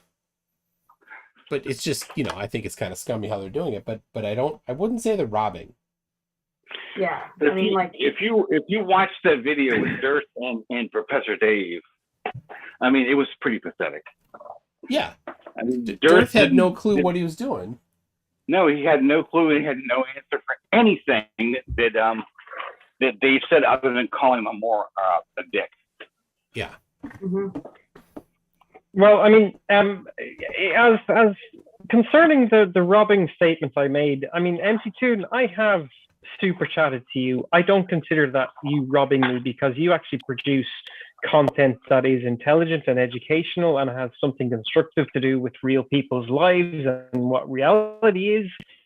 These people in Flat Earth, they're just grifters and they're trying to rob, beg, steal money from people who have earned that money, and they haven't. They're not able to earn money. Yeah, they don't have a They want skill. to steal it off everybody else. Yeah. Yeah, Exactly. but their viewers are seeing it the same way as you, that they're getting intelligent information out of these guys, and that it's worth donating to them. Just their evaluation of intelligent is a little skewed. But it's And very, if they, which is why I if- believe we need to continue to invest in the education. Yeah. yeah, but again, put money into our if education system. they want to believe that they're giving money to something that's educational, that's their own problem. But they're not correct, and it's just blatantly wrong. But if people want to give money to them, I won't say that they shouldn't. It's not my place to say that, but Yeah. it's just But I'm so glad disingenuous. I'm glad to expose them and decrease their subscriber base. Not to give MC a fat head or anything, but I'll tell you a secret that no one knows. MC Toon is the only one I subscribe to. Oh, thank you. Now, do I have to use the Men in Black memory wiper so nobody knows? By the end of the show, yes, you must. Okay, excellent. I'll plan on that. Because Don't forget subbing to PhD Tony too. I mean, that guy is amazingly intelligent. He is. well, yeah. I agree, and I like Peach Tony. Unfortunately, I'm just not in the financial position where I can really subscribe to a bunch of people. So that should make Tony feel even Oh. better. I mean, sorry. Oh, you mean channel member of rather than subscriber of? Because Yes. subscribe is free. Oh, yeah. Channel members isn't. Oh no, I'm a member. Yeah. Yes. So Okay, I appreciate understand. that, I Brady. understand now. Thank you. MC Toon is I see him as one who really cares about what he's doing, and he really puts a lot into what he's doing. I'm not saying that he's the only one, but I think that some people I like FTFE, but I think he's pushing it too far at this point. I do I don't like think- second No, I really don't think he's going for education at this point. He's going just for audience members. Where I don't think the MC Toon is doing that. MC Toon is really trying to make it a statement, and not many other people are. Well, I would have to say that I understand why FDFE gets angry at the idiots he brings on because they refuse to learn. But when he brings someone on who doesn't refuse to listen and doesn't refuse to learn, his attitude is completely different. But again, you know, he's on YouTube, and everybody on YouTube who's trying to make money for themselves, they have to find their little niche. Some people it works, some people it doesn't. FTFE has his way of doing it. MC Toon has his own way of doing it, and it works for him. I couldn't do what MC Toon was doing. Definitely. I like FTFE. I just wish he would learn how to pronounce Verrazano Narrows Bridge. I have corrected him on that.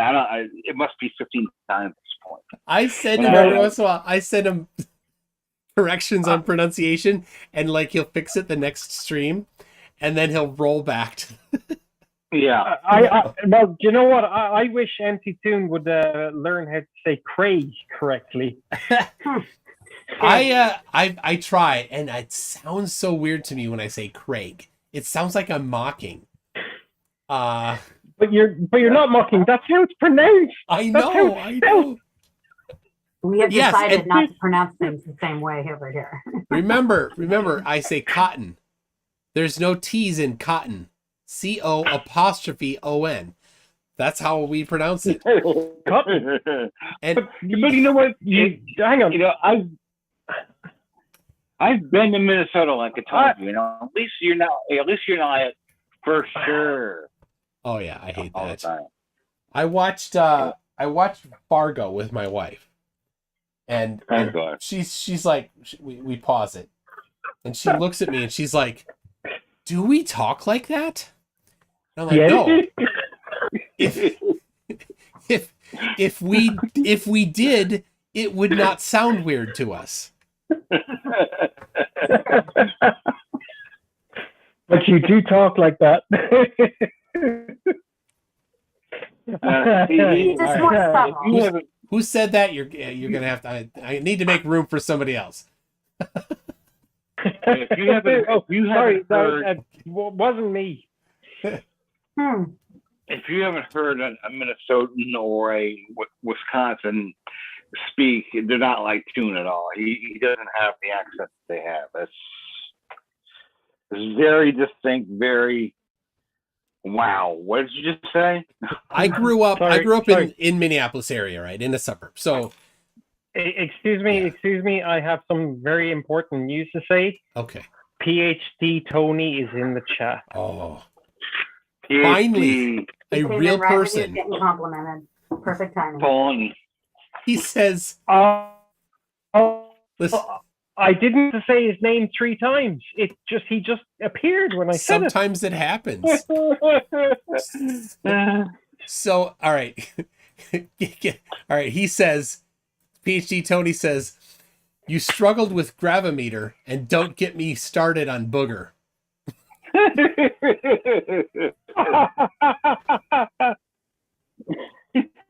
Because he says gravimeter, and I don't know the right way to say booger, but it's the guy's name. I think it's sounds like right to me. it's somebody that's important in the field of gravimetry. Well, His let's name is just Booger. say this. PhD Tony does come from Australia, and they're not known for their best English. Yeah. Yeah.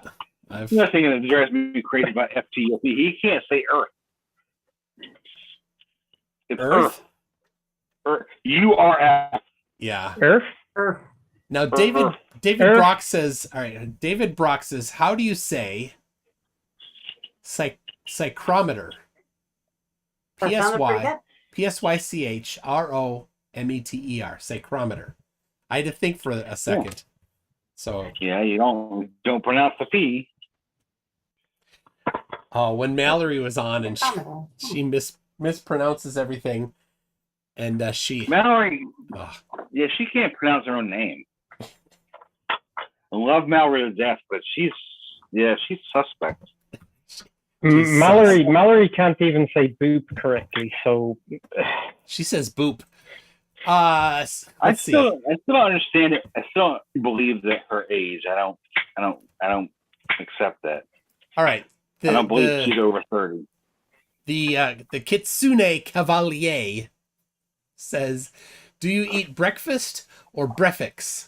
Maybe that's a Michigan only or Detroit only thing. Breakfast.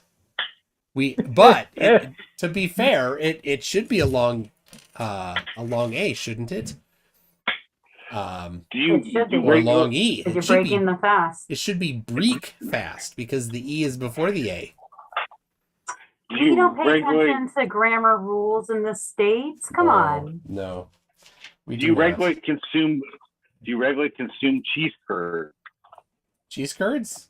Mm, Especially at the state fair. I especially love my cheese curds when I go to Canada and I got my poutine. Oh, gross. Poutine. Proto-Thad for $5 says, listening to the show while debugging code with bacon. He says hello. Well, hello, Proto and Bacon. So let me say this. I've got something cool. So you guys just listen up for a second here. Let me clear my throat. I am going to introduce a new thing, and Thad and Bacon are working on something, and when they have it debugged, it's going to be the cornerstone of this. So when I have debates with the Flerf, at the beginning of the debate with the Flerf, I'm going to give them a 3-star measurement. 3 stars. And I'm going to give it to them at the beginning of the debate. And if during the debate, before the end of the stream, they can get the position within 25 miles, I'm going to send them $100 Bitcoin through Bitcoin like I did with Bacon. I don't know if I'm going to do it more than once. I'm definitely going to do it at least once. And so it's got to be a Flerf, though.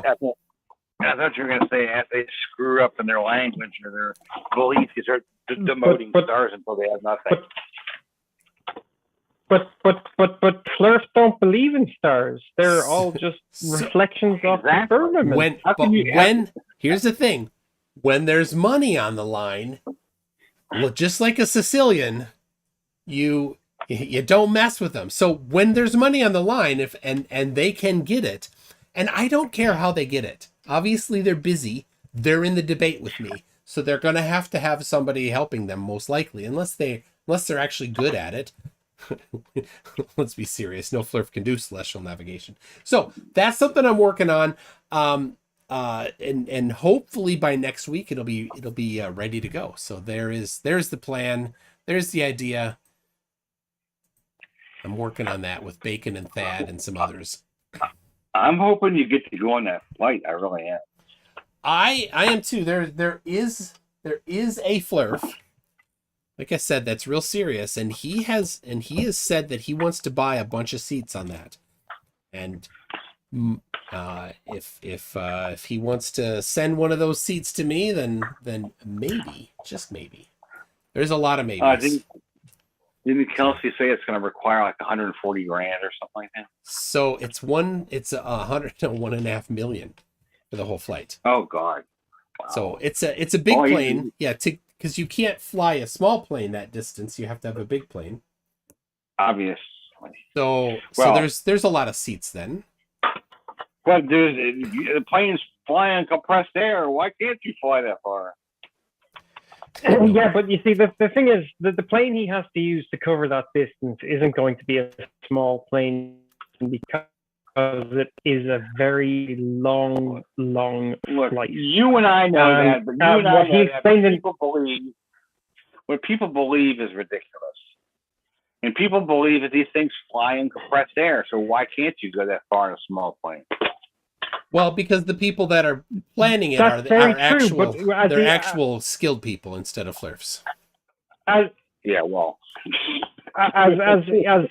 Kelsey did explain in the video, most of the costs come from the crew costs because they have to fly the aircraft there with the full crew on, and that costs money. And then the crew have to have their rest time, which costs money because that happens on company time. Then they have to do the flight. That costs money because you have to pay the crew while they're flying. And then they have to have their rest time when they get to Australia because they have to have a rest time on company money, and then fly the airplane back. So yeah, so they have to fly It's the just airplane the costs empty, add up. empty twice. It has to be flown twice Yeah. empty.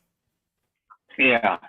And I'm sure they're not going to Yeah. give a discount on their rate either. I mean, that's, Well, how much I wouldn't. discount can you give? Well, I mean, they have I mean, to. what you charge- they have to Mystery make Man, money. If you The flight, the maybe airplane it's- company, the Man charter says company has not to make money. mention cost of the fuel. Yeah, Yeah, all that has to be of course fuel. they do. Mystery Man, expensive. the price. If you want to go for the Flerf ridiculous thing that airplanes fly on compressed air and there's no fuel there, the cost is still going to be $1.5 million because you have to pay the crew, because there's ground staff, there's the airport fees, there's air traffic control fees you have to pay, and all sorts of other fees which you have to pay. There's a lot involved here. yeah, you Even can't the just price plan of fuel an is airport nothing compared to the price of the people. The cost of fuel is nothing compared to everything else that goes on for an airline. Really. I don't know, dude. Gas is going really, really ridiculous here. Well, yeah, I mean, the price of airplane fuel is going up, obviously, but I mean, as compared to airplane costs, as compared to airport costs, ground crew costs, air traffic control costs, and everything like that, fuel is probably one of the few things that you can discount and say, it's not really that much. Nimrod, did you say that you work in the industry? Or was somebody else? I have worked in and around. I have worked in and around air. That's 20 years ago. Okay. Well, So, I worked all right. at Gulf International under TSA for a while. Flat out zeros in chat. No crappy comment. Flat out hero. You're stupid. Pseudonym for $2 says, why do 18-hour flights exist in not 6-hour going backwards? What? What the hell even is that? I think he's talking about that stupid. Well, if you're going against the wind versus going with the wind. Okay. So wait, is pseudonym a Flerf? That might be. If I try to understand what he's air flights exist by time differences. Nimrod, you're robot. Nimrod. All around the world. Please. All right, Nimrod. Are you on Wi-Fi? How am I doing now? Are you on Wi-Fi? I am on both Wi-Fi. I am Wi-Fi and cellular. All right, so sounds a little better now. you gotta, figure that out. Don't move around. One moment. So what industry does shark farts work in? I think they're talking about you, me. And by the way, sharks do fart, but they also do sleep. Sorry. Stupid commercials, dumb. Me is muted. Me is muted? Yes. Yeah. There you go. How am I doing now? Not very good. Sounds better. It didn't look like you had moved but your sound has just been going out. My phone was getting too hot. All right. Yeah, somebody's asking. I think maybe asking what industry you work in. Me, if you don't say anything you don't want to say, of course. No, I work in the nonprofit industry. There you go. I work in a nonprofit industry too. I'm unemployed. Oh, well, I get paid to work at a nonprofit. No profit here. No pay, no profit. But you're a good photographer. Yeah, well, people trying to find somebody to pay you in this age is just ridiculous. Yeah, now that everyone's got these nice cameras on their phones, they all fancy themselves photographers. The problem is the people that used to pay are like, we can pay one dude $3,000 and know we're going to get awesome images. Or we could have 30 people shoot just one chick and maybe get 30 images out of it for free. So we'll do that. Yeah. That's about right. That's how it works. All right. So this is, I'm almost done with Hubble. Here, let's see. I need Bubble? to put. That's not real. I think it's really Way awesome out that of scale. the Hubble found that distant star. It's really awesome. Very true about the press comment there, Gardens. It's hilarious how they're like, there's a 747 that has a similar camera in it, and then they're like, that's totally it. That's all that they're like, they think that these people that actually work with it have been fooled into thinking that they don't actually work with something in orbit. As if the people that designed it and work with it and aim it and all that would not know. Yeah, Who was it who said that the ISS was on a 747 that had to land and refuel? I don't know. All of them say that. That's just ridiculous. Jake the Jake Hole has said stuff like that. Sophia's Oh, yeah, been around for a long time now. Sophia's nothing new. They're just not discovering Sophia. I don't know how or whatever. All right, there it is. There's the mirror that's the right shape this time. They don't have to send up the shuttle to fix it. How we Okay, learn from our that mistakes. doesn't look complete. It's not. It's not. Bag 3 is. Did you see all the bags of Legos that he had? Well, Bag 3 is needed. I mean, as Hubble, it doesn't look complete. No, I built one myself from scratch. All right. So when do you build the balloon that lifts it up into the firmament? exactly. Oh, how dumb can they be? You can't steer balloons like they think that you can. That backside should all be round too. This should all have a skin on it too, does it not? Yeah, there's a whole nother bag. Oh, okay. I thought you were bag done 3. with the Hubble. I'm like, no. But here's an idea. Dimmock wants to talk. Oh, goody. Oh God. No, dog. No. Wait a minute. Is Dimmock a flat earther? Oh, he's one of the dumbest. Yeah. Oh, bring him in. He writes Bring him some in. amazing poetry, though. Oh, his Bring him poetry in. is amazing. He Bring said him in. he won't say. He told me what words he won't say. So Dimmock, don't say those words. Are we going to hold him to it? Dimmock. Oh yeah. He's We'll a be dumb editor. We'll be quiet. Bring him in. All right. Oh, Dimmock. you got some nose in there. So yeah. I mean, it'll be quick. It'll be quick because he's not smart enough and he's pretty vile. So anyway, there it is. I will try to restrain my language, MC Toon.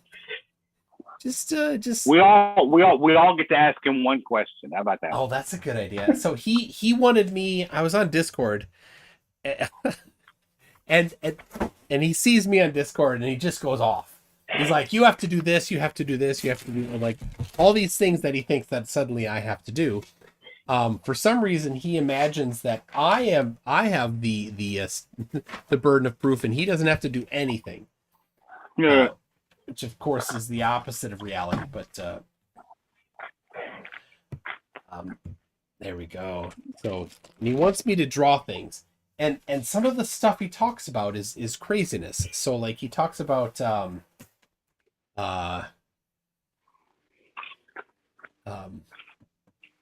flat waterfalls and sky bridges that are buildings or sky bridges. Why is your slow-mo so long? Why is my what so long? The slow-mo. Oh, on the chat? Yeah, Well, it's at 33 seconds. that's a long time. 33 seconds. That's great. All right. I sent it to DMOC. He's left. He's trotted off, it seems. Shocking. Care that's the right shape this time. Eh. Sorry, that was me.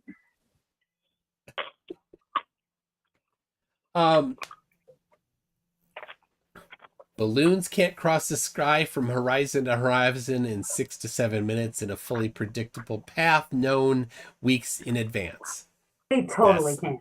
Totally. Yeah. How does that happen? Oh, let me just invent something.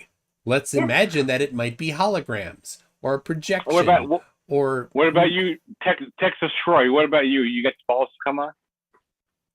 Troy's not even a Flerf. What are you talking about? He's just a. His life is trolling the chat. If he came on, it'd be too real. WUSS. Well, so if you like reading some of the poetry that DMOC does, jump onto my Discord server. I have a Museum of Derp channel. Oh boy. Oh no. Where I post select things. I'm the only one that posts in there. I created one, a channel called the Museum of Derp, just a normal channel, and I said, don't post it, don't have conversations in here, just put in examples.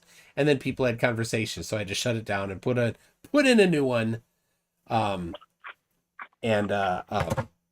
only I could post to or other mods. So I don't think I'm even on your Discord. well, you'll have to fix that. You gave me an invite once before and it said invite invalid. Yeah, the non-expiring invites expire.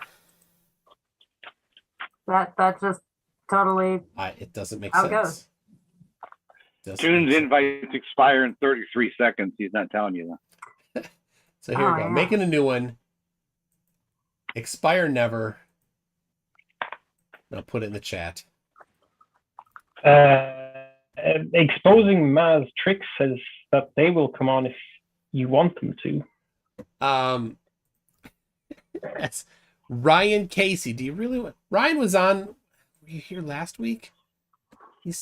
All right. Anybody who comes on has to answer our questions or else they're booted. All right. There we go, Ryan Casey. You can come in, but you're gonna answer questions. How about that? So if you don't want to answer questions, there you go. You know. Oh, my first name is usually showing on a live stream. That's okay. All right. So Megan. Hi, Megan. Texas And- Troy. Sometimes it's shark fart, Sorry. apparently. It says it does say shark fart. Megan, yeah, you're showing a shark fart right now. So She's showing us Megan and Shark Fart. Now I'm showing us three people. Megan's shark fart. That was Megan for and Johnny Shark O, but we'll. All right. Can you hear me too? Oh, hello, Ryan Casey. Hey, Mike. You and Texas Troy are both in the dark. Yeah, man, I'm in my sleeping bag. Okay. Almost. Yeah. In the park. It's almost 10 o'clock at night for you. Yeah. I get early to bed, but you know. All right, you're sounding a little muffled. Is the phone on the other side of the sleeping bag, or? I pulled it out now. Okay. The raccoon next to him sitting on the cell phone. Hey, raccoons are cool. There you I go. would Get a look lo- at that thing. Oh, there we go. I would love a pet Right. raccoon. That'd be awesome. Sorry, the trash panda. All right, let's get to the questions. What are you guys so interested All in? right, let's hear a question. You got one, Brady? Sure. Describe to me in detail the sunrise and sunset on a flat Earth. Why it happens? Perhaps. How it happens. Well, What a wonderful question to start with. Yeah, you probably didn't see me on here last week, but I was talking about the experiment that I want to do, which I think will test whether your claim for the sunset is true, and then would offer a pretty good explanation for why it does happen on the flat Earth. But Tell you what, actually, I did see that. I actually did see that, and depending on where you live, I myself own 5 cameras. I'll be there. I can come there and I can show you myself how wrong you are. They all need to be the same, though, for his experiment. Yeah. Either way, they're not going to believe your outcome anyways. You're not going to believe it? Well, you could. No, they won't. Oh, right. So what you're saying is you cannot answer my question, is what you're saying. He didn't answer. I did notice that. I've told you the answer, that the light from below you converges to a point. Light from below me? The light from below you. All right. So which comes from what? When we're discussing what the horizon is, right? The great debate about it is what the horizon is. No, I never mentioned the horizon. I said, how does the sun set and rise? Okay, so we're discussing more the sun than we are the horizon. Okay, but the sun comes out of the horizon, right? No, it does not.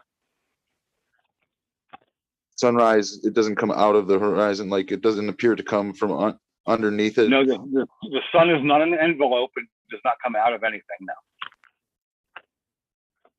No. But I get what you mean. The sun is coming up from the horizon. Yes, and your explanation is the ball is turning so that the sun has now become in your line of sight. But here's your explanation. Your explanation is. I'd like to hear him answer this question, or try to anyway. My explanation is that the sun is previously at an angle that has made it impossible for your planar vision to catch it, to resolve it. Eventually it gets to an angle where some of it can be resolved, but I like talking about the sunset. I think the sun sets because the light from below you converges to a point after it hits your lens, crosses the 90-degree plane, and then refracts and crosses that 90-degree plane again, and hits the bits of the optical nerve that are below the 90-degree plane, and that thus obscuring the light from above that would have hit those bits. All right, so you realize that us who know listen to that and claim absolute BS, right? Because we know that we can see starlight from stars that are several billion years away.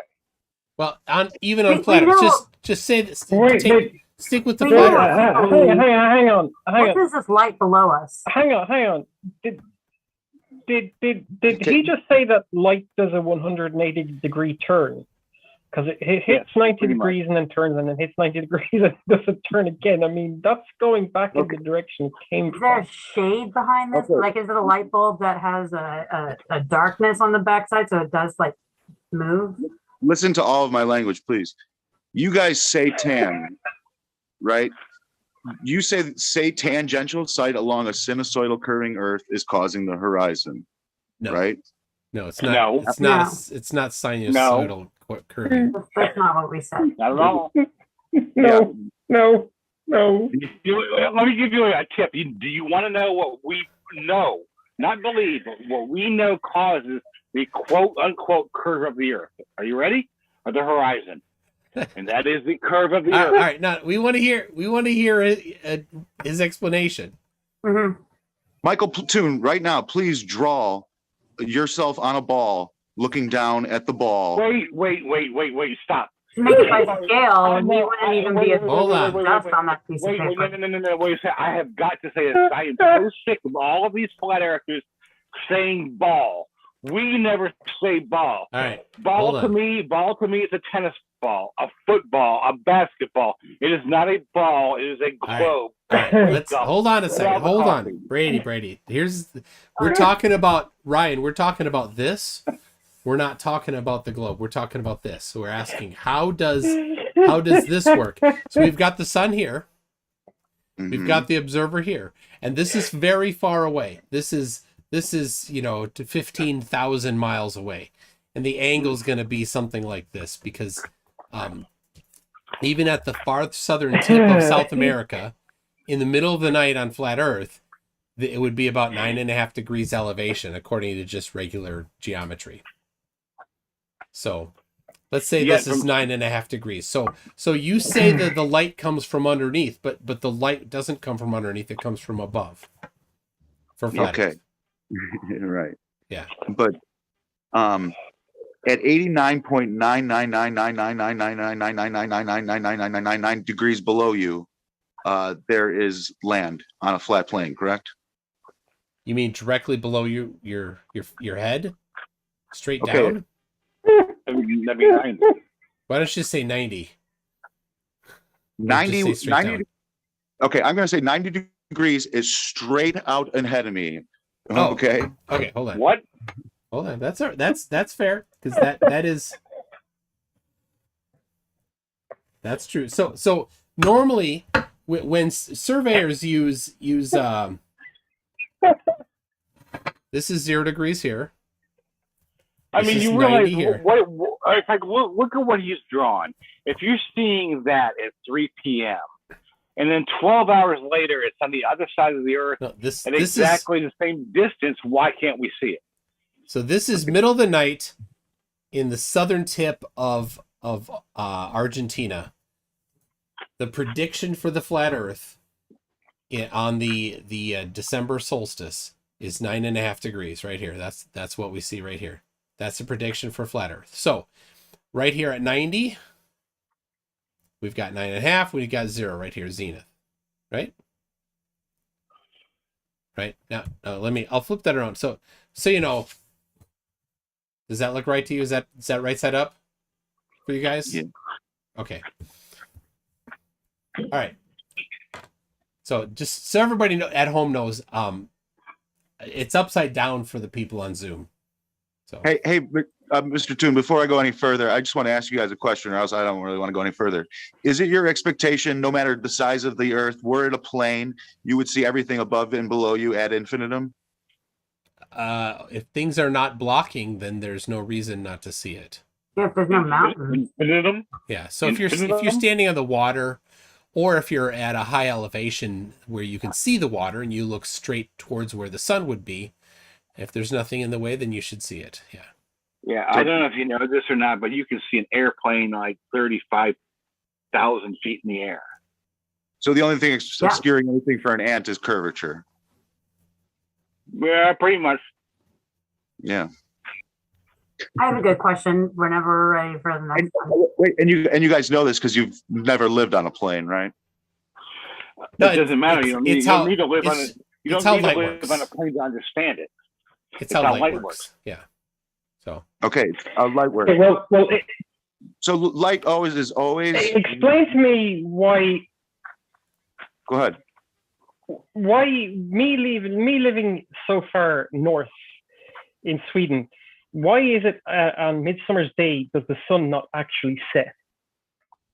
Because it's close enough to you that it never reaches an angle that becomes obstructed by the refracted light inside the aperture. And then how does that work for people down in like South America or Antarctica? yeah, why is there 6 months of 24-hour sun at the South Pole? And midwinter's day it's pretty much dark for like. All right, we got to make sure Ryan has a chance to talk. Yeah. Okay, so like the 24-hour sun, the evidence is not very persuading for that. It's almost amazing that you guys think it is. There's a video. There's many videos. I know somebody who used to live down there seasonally. I have seen it. I live in Sweden. I've lived in Sweden for Not 16 Sweden. years. I have experienced He's it talking 16 about Antarctica. times. Antarctica. He's talking about Antarctica. His excuse for the Arctic is because it's the center of their map. Yeah, let's keep the Nimrod down. Yeah, but in wintertime, I get so much dark. There are videos of 24-hour sunlight from Antarctica. There are more than one of them. And no, they're not retouched and they're not faked. Okay, you have to be careful what you're saying, though. First of all, 24 I have hours. to be careful. I have to be careful. Ever been because- careful? Brady, wait, hold on. I'm gonna mute you guys. Brady, if you can't let him talk, you can't be here, Brady. Okay, fine. I'll let him talk. But I my best friend was in the Navy for 4 years. Let and he him was talk. stationed in Let- he's Brady. stationed Let him down- talk. Well, Go ahead, Ryan. So you have to be careful when you're talking about it, because 24 hours sun and 24 hours sunlight are two different things. Yeah. If you can see, 24 let me let me define it for you then. 24 hours in which you see the sun above the horizon. Right. That is the claim that actually happens. The videos that are made of it are not very convincing. To you, because you don't want to believe. Yeah, it contradicts your pre-selected conclusions, so you hand wave dismiss it. Exactly. You guys are fine with other videos that prove your belief, and without even really questioning them. But any videos that don't prove it, you are super like. You guys are happy to watch a NASA video. It's got a glitch in it, and for everybody who's flat earth to say, "Look, there you go. There's CGI." Well, I mean, if you wanted to pull up one of the videos. Wait a second. Yeah, I'll get it. If anything is peer reviewed and shot by professional people or people who have credibility, it doesn't matter. It doesn't matter how many people have seen it. It doesn't matter how many people have reviewed it.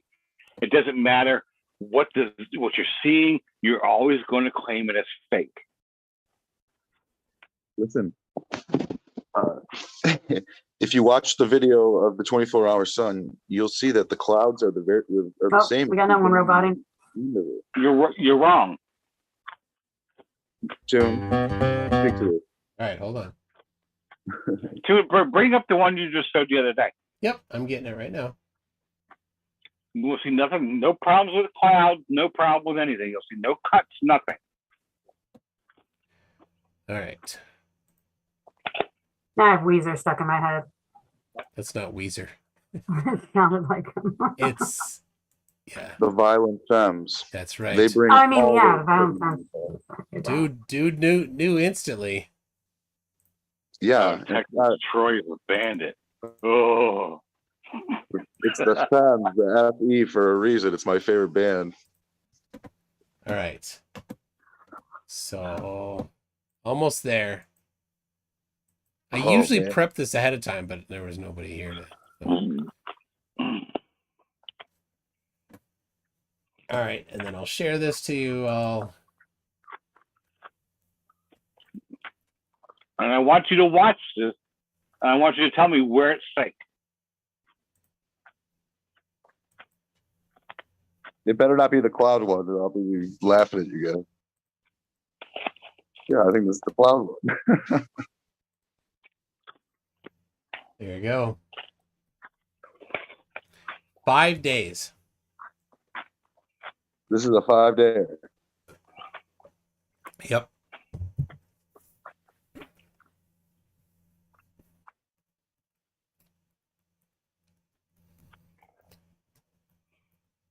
So everybody talks about some other one where it's 1 day and then it just loops.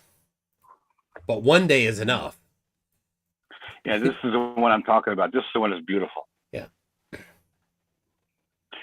Oh, look, clouds are different all the time. Look at them. Oh, wow, that's awesome. How did we do that? Oh, wow, we're really good at Photoshop. By the way, Photoshop doesn't work in video. You ever thought of going to Antarctica? Oh. X is true. I have thought of going to Antarctica. If my right, experience so- fails, I'll be there. So explain to me how that's constant sunshine in Antarctica. What is your excuse now? What is your excuse now? I want to know straight from your mouth, what is your excuse? What are you saying? That video can't be real. See, there you go. There you go. You hand wave dismiss what So your hand wave contradicts dismiss it your because it pre-selected contradicts your conclusion. Exactly. I don't need to say it. Tune says it for me. Well, where are the live feeds of this? Why does it have to be a live feed? Yeah, change the topic when you don't have an answer. That's the problem. Yeah, Yeah. because This if it were a video- live feed, This video. Respond can't to remember this live video. if it were a live feed, you'd still dismiss it. You guys still demand hand so wave. little. Yeah. You guys demand so little of the claims. It's crazy. What? Because you guys no, are wait a gonna second. You suggest- have to no, wait a like, second. Wait a no matter second. what. You have to understand something, dude. This entire planet does not exist to prove to you and the other small percentage of flat earthers that the Earth is a globe. Most of us don't really care whether you believe it or not. We all know what it is. So no, there's no USA or any other budget in the world that is dedicated to proving flat earthers wrong, because they don't care about you. They don't care about you. Get it through your head. They don't care. Can I ask a question next? NASA's never going to switch the Hubble around and shoot the Earth. Not going to happen. Yeah, they don't care. NASA's All never right, going to turn. Brady, let's go to Megan. Okay, go to Megan. So my question is, if since a lot of flat earthers don't believe the globe because it's so complicated, why is explaining the flat earth so much more complicated? And I mean, even with just one subject, it's not even combining different things to explain. It's hard to explain one thing at a time, let alone multiple things. I'd like to know what the logic is behind that. Well, supposedly the globe model has been around for 2,500 years, so it's dominated man's consciousness for that long. So I don't understand why 6 or 7 years of thinking about something, not having any resources to investigate it. 6 or 7 It years. doesn't answer my question at all. Robotham was Explaining over the 100 flat years Earth ago. is really complicated.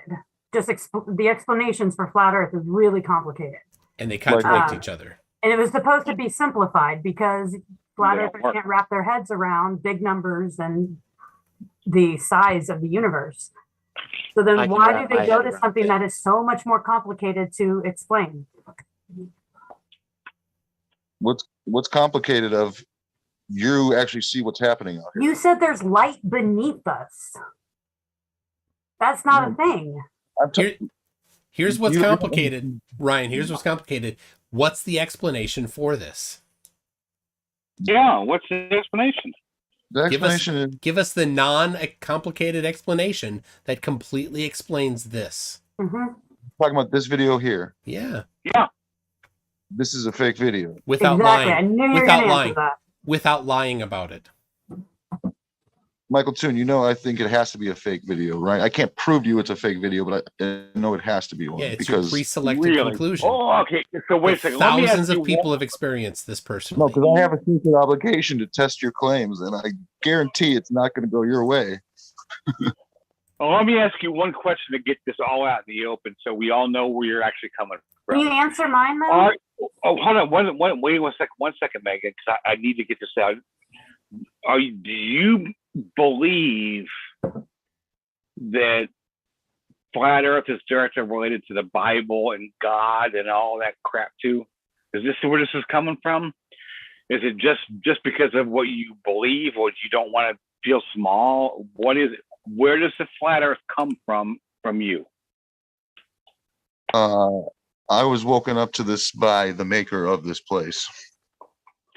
So you're a Jesus freak. That's not nice to say. You I can be a am- Jesus He's- believer. He's Still not believe in the actually. globe. He's If not you listen- actually a. That's not his position. if you would listen to my, if you'd actually listen and think about what I've told you about what light does when it enters your pupil, about the cross, you understand why Jesus is the Christ, and he's on the cross because we were No, about why the sun appears to cross the horizon. You know, sorry, no. So Sorry, no. what All right, makes Brady. let me ask you what Brady. makes your religion Brady, you right have taken this now? whole conversation over. Michael, Can talk. All right, I'll join Brady. you when it's just you, man. These guys are really All right, low. Brady, low. I'm sorry, Brady. I had to mute you. You weren't respecting this. So, yeah, sorry. And Nimrod. So I I had to change the settings so that people cannot unmute themselves when I had Dimmock maybe coming on. So if you I'll mute talk- yourself, then you will not be able to unmute yourself. Oh. Let me read a couple things, and then we'll get back to your explanation, Ryan. But NA says, MC Toon, you forgot the sun rises on flat Earth because derp-de-derp. That does sound about right. We'll get the explanation in a second. Oh, maybe. Albino Bad Guy says, if I sit on a table and I put my chin on one end of the lamp and a lamp on the other, how long does the table need to be for the light to come from below? That's a good question for you, Ryan. Mhm. How far away does the light need to be for the lamp need to be for the light to come from below?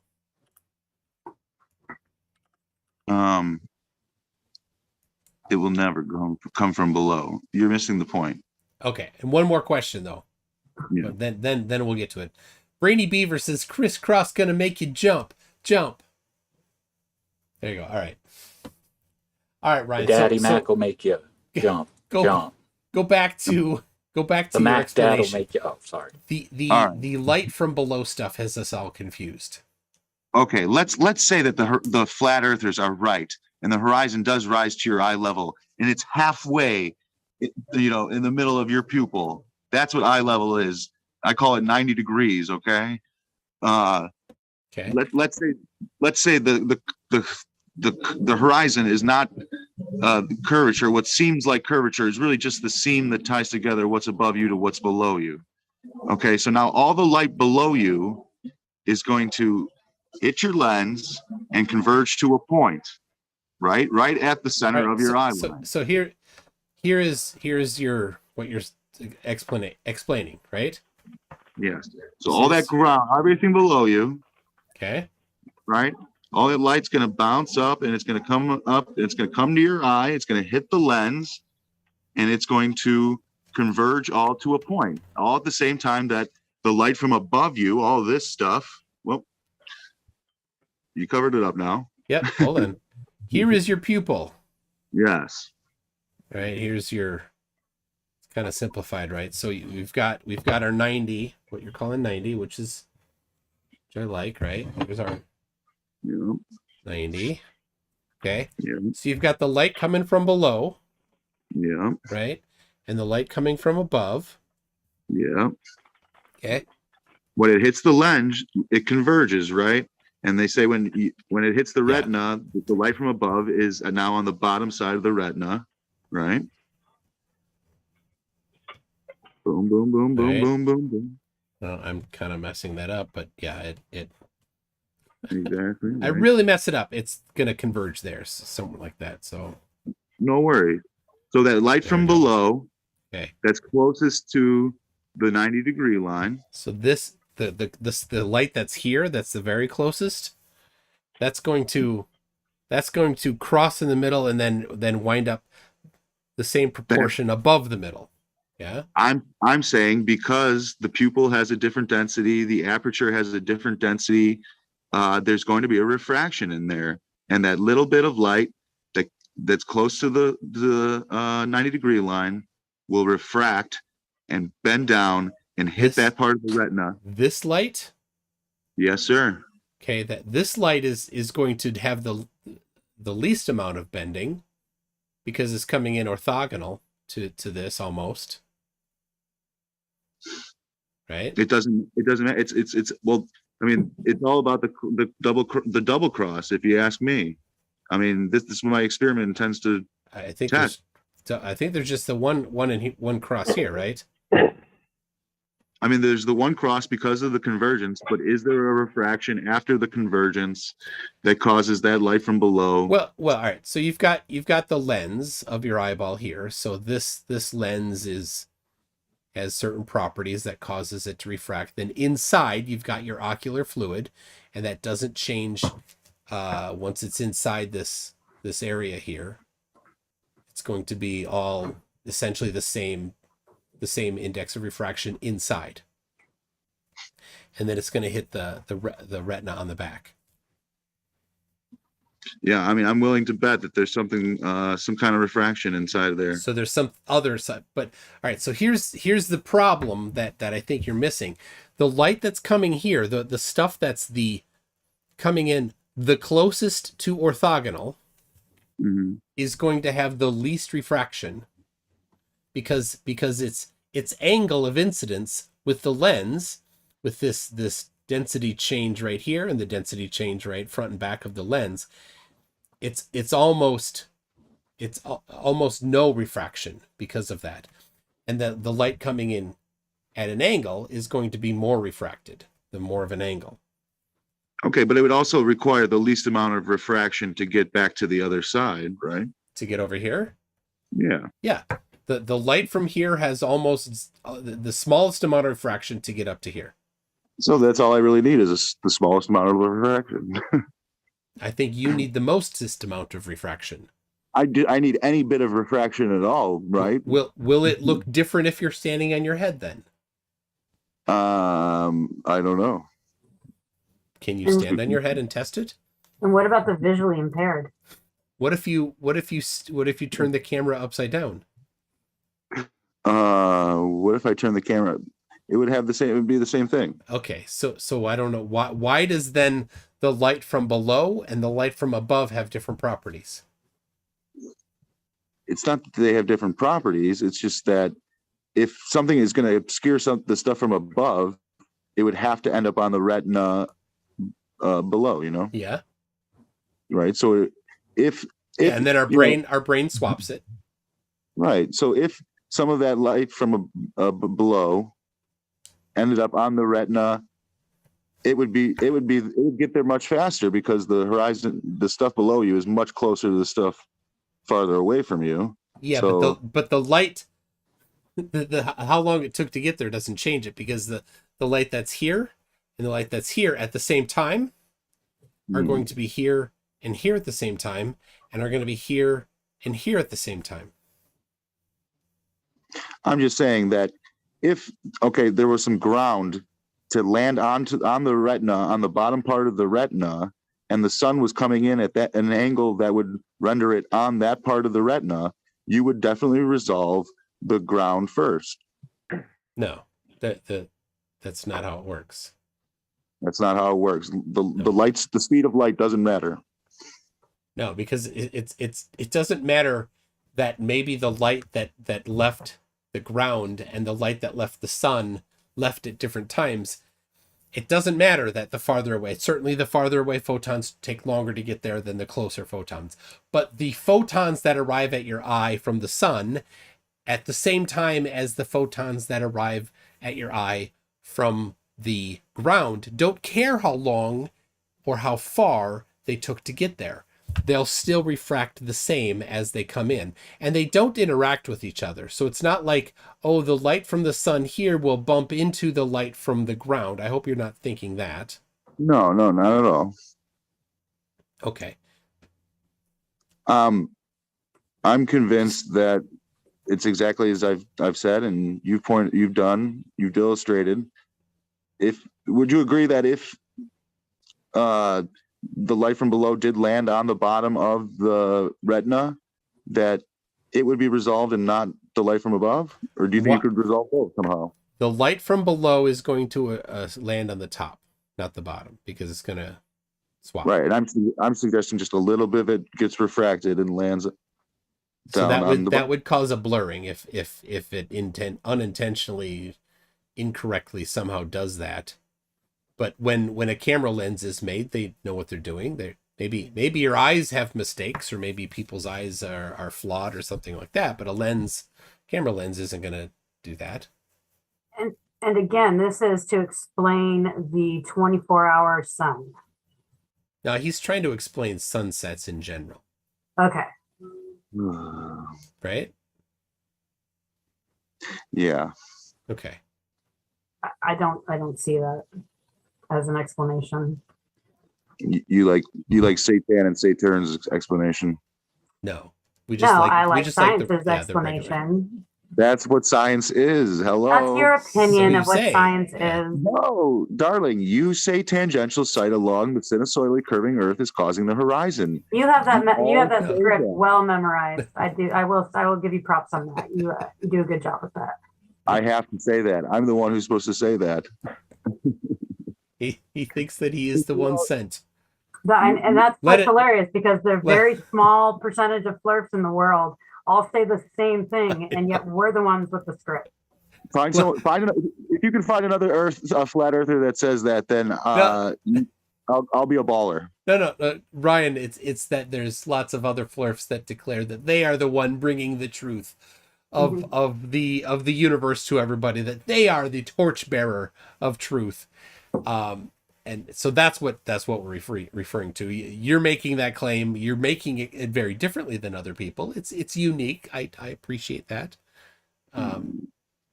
Yeah, you won't hear any of them talk about the apple being a pull.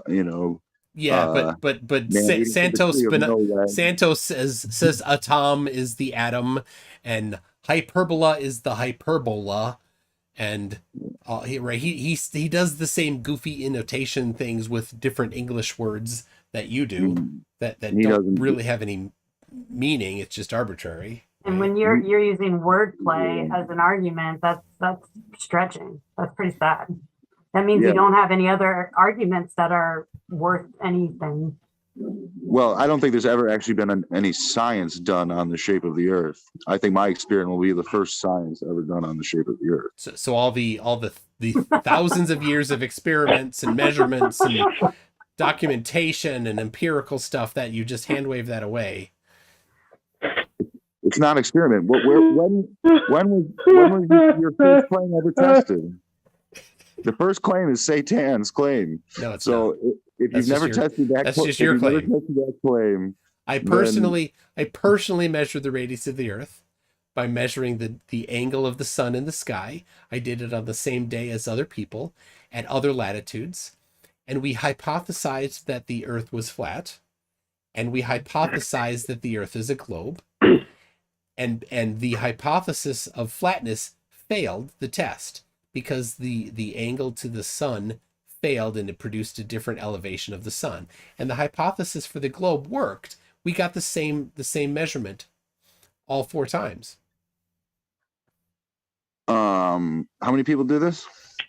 It was a handful of people each time. We did it on both equinoxes and both solstices. Well, maybe the sun isn't always where you think it is, and it should never be where it really is. Then all you need to do. And magnetic fields change things. Wait, what? There's a lot to discover about Ryan. Did you just Ryan? Magnetic fields do not change light. Did you just say that the sun is never where it should be? What I meant by more complicated than around Earth? Yeah. Do we live in an atmosphere, guys? Yes. Is there a downward force that causes that atmosphere to be density ranged? Yes. It makes a lot more sense than a dome. Does light bend in a density which way does light bend, Ryan, in general in the atmosphere? Which way does it bend? Bends it downward, just like in that. And what does downward bending light cause distant objects to appear? Higher. Okay, good. Okay, yeah. So maybe the sun. So when I have the hold on, I just want to show you, I got to show you this. When we do this, we have this for flat Earth, right? Here's the sun way over here, and it's at 9.5 degrees with no refraction. With refraction, it should appear higher than 9.5 degrees. But somehow it. Where are you getting 9.5 degrees? I did the math. You did the math. Who's saying McToon here? Is that Troy? Me, yes. Hey, PhD Tony wants to jump in. I just see him. All right. I didn't mean to interrupt. I'm not a disrespectful Flerf or nothing. We need to. There's a lot of people here, and so maybe what we need to do is just have Ryan and PhD Tony. Yeah. Would you guys be good for that? I'm fine. Yes. All right. I'm okay with that. All right, I'll do that. That's all right, awesome. Ryan, you stick, and I will send an invite to PhD Tony. What do I? And Brady, so sorry I had to mute you, Brady. But I'll let you say Thank your you for farewells. having me, MC Toon. Yeah, thanks for coming, Nimrod. All right. No, I mean, thanks again, Michael. And I just made my point that no one's ever going to change his mind because his mind comes from beliefs. So yeah. All right. So And you've witnessed the curve and all of that. Yeah. Okay. no, we have plenty of evidence. But anyway, Michael, good night, and thank you. I'm always around if you need me. Hit All me right. up. Thanks. Take care. Bye. Dim Mac wants to come on, but Dim, we gotta schedule it. All right. We gotta schedule it. He sounds like a cool character. I love the dim map. Show me the dim map. He's like, show me vertical and horizontal on a sphere. I mean, yeah, vertical is away from the center and horizontal is perpendicular. Jeez. It's not that hard. All right, Nimrod. You wanna drop out? If you need to be. All right. Thank you. We've got Tony. Sounds like Tony's getting some feedback. Shouldn't be, I think you're. All right. Welcome, Tony. All right, Nimrod. I'm gonna end it for you. I've got my hands full. Yes, I see. All right. We'll see you. Good night. Good night. Good night. All right, we've got Tony and Ryan. Okay, greetings, Ryan. Hey, Tony. How are you? I've been better, but I won't complain. How are you? Oh, good, man. You can call me the way things are too, if you like. So so you seem to be quite caught up on optical evidence about the shape of the Earth. And I'm wondering why you're ignoring all of the other forms of non-optical evidence for the shape of the Earth. What would you include in that? So I would include the propagation of seismic waves, the propagation of atmospheric pressure waves, the universal accuracy of spherical distance calculations. Then we've got your argument that the shape of the Earth has never been scientifically studied. In fact, there is a scientific discipline entirely dedicated to the shape of the Earth, its gravitational field and its orientation in space and its rotation. This field of science is called geodesy. There is an international association of geodesy, of which I am a member. And there are geodetic techniques. We have very long baseline interferometry. We have global navigation satellite systems. We have DORIS, which is the French bizarre version of satellite navigation. We've got satellite laser ranging and we've got lunar laser ranging. We can use all of these to determine aspects of the Earth's shape and its orientation. These are quite sophisticated and mature disciplines where professionals with decades of experience analyze the results. So you will understand that I'm a bit mystified that you can come along and say that there's no scientific study of the shape of the Earth. Well, I think we can only see to the horizon, correct? From the ground, yes. Okay, so understanding what the horizon is a big part of what understanding what we're seeing, right? But the horizon, yes. If you insist on using visual evidence, my point is that we have non-visual sources of evidence whose operation is completely independent of what the horizon is or its nature or the properties of light.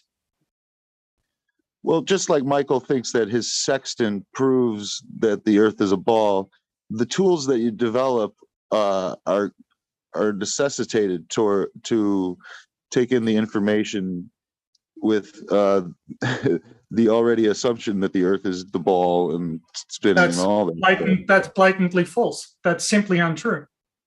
Let's consider the propagation of Rayleigh waves. Rayleigh waves are a particular form of seismic wave. Now, if you've got a large near-surface earthquake, those waves will propagate out from the epicenter. They will go out and then they will converge on the point opposite of the epicenter. So they will converge on that opposite point, and then they will travel all the way back. And then they will cross at the epicenter again, and then they will repeat this. For large earthquakes, this sequence can occur multiple times, 3 or 4 laps of the Earth. And it doesn't matter where the earthquake is. It doesn't matter, doesn't matter where the earthquake is in reference to the edge. You always see the same propagation. How is that consistent with there being a flat Earth? If there's a flat Earth, some points must be closer to the edge of the disk than other points. Therefore, you would expect to see edge effects depending on how close you are to the edge. You never see any edge effects. You just see this propagation out and then convergence back to the start. And you see the same thing with atmospheric waves. So whatever explanation, if there's a large earthquake, like for instance, the Krakatoa earthquake, the resulting atmospheric pressure wave orbited the Earth or circled the Earth backwards and forwards 9 times. So, whatever explanation you've got, I'd love to hear it. Well, I don't really have a good explanation for that. Would you agree that that seems to suggest that the Earth is spheroidal? You guys have a good explanation for what's going on there, I guess. Yeah. Yeah. So, until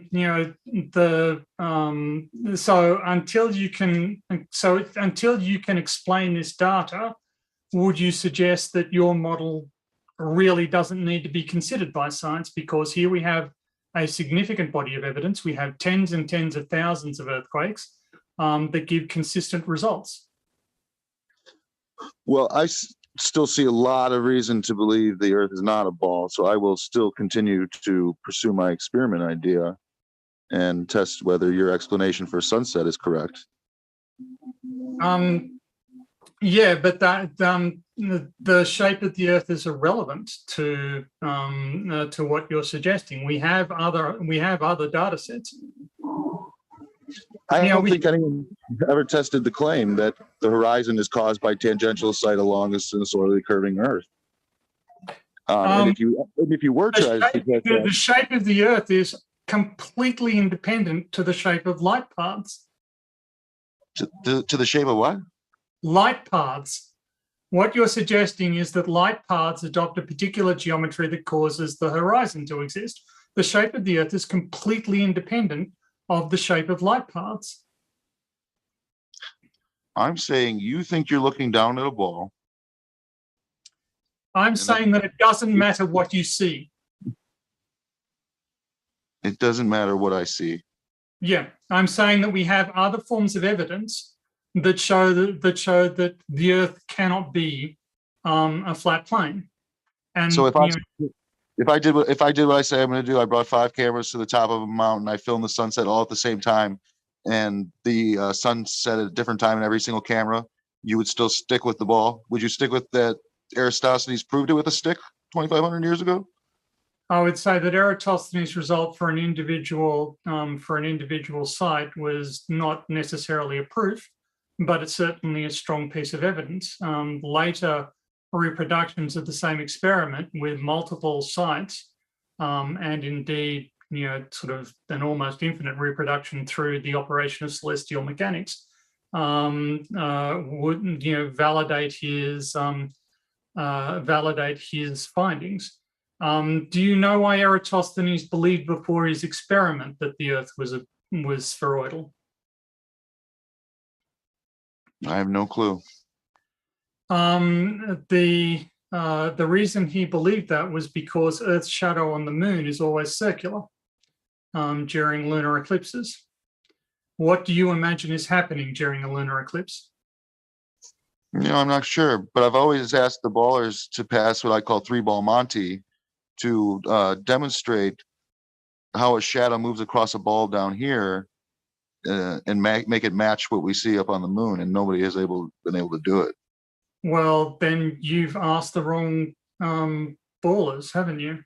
We understand extremely well what's going on. He thinks that it's our responsibility to show him how it's done, instead of his responsibility to show that is wrong. Maybe. Well, we have we actually use studies of eclipse records to track changes in Earth's rate of rotation, right? If there's been significant change in the rate of rotation, then solar eclipses, for instance, would have occurred at different geographical points. So we can look at the historical record of where solar eclipses occurred to determine whether or not there was any significant change in Earth's rate of rotation. And these results are quite accurate. So I'm not sure I follow your reasoning here. We well understand the mechanical concepts of lunar and solar eclipses, and just because you don't is really immaterial. Well, I'm suggesting that, okay, when we see a lunar eclipse, we see an arc come onto the moon, and then it maintains that same arc as it moves across. But if you try to recreate that with balls down here, that arc is going to morph, and it's going to like. Yeah, that's because the distance to your light source is not large enough. Okay, so it's probably an impossible thing to model, but he still knew that it was correct. Yeah. So well, the thing is that you get the same.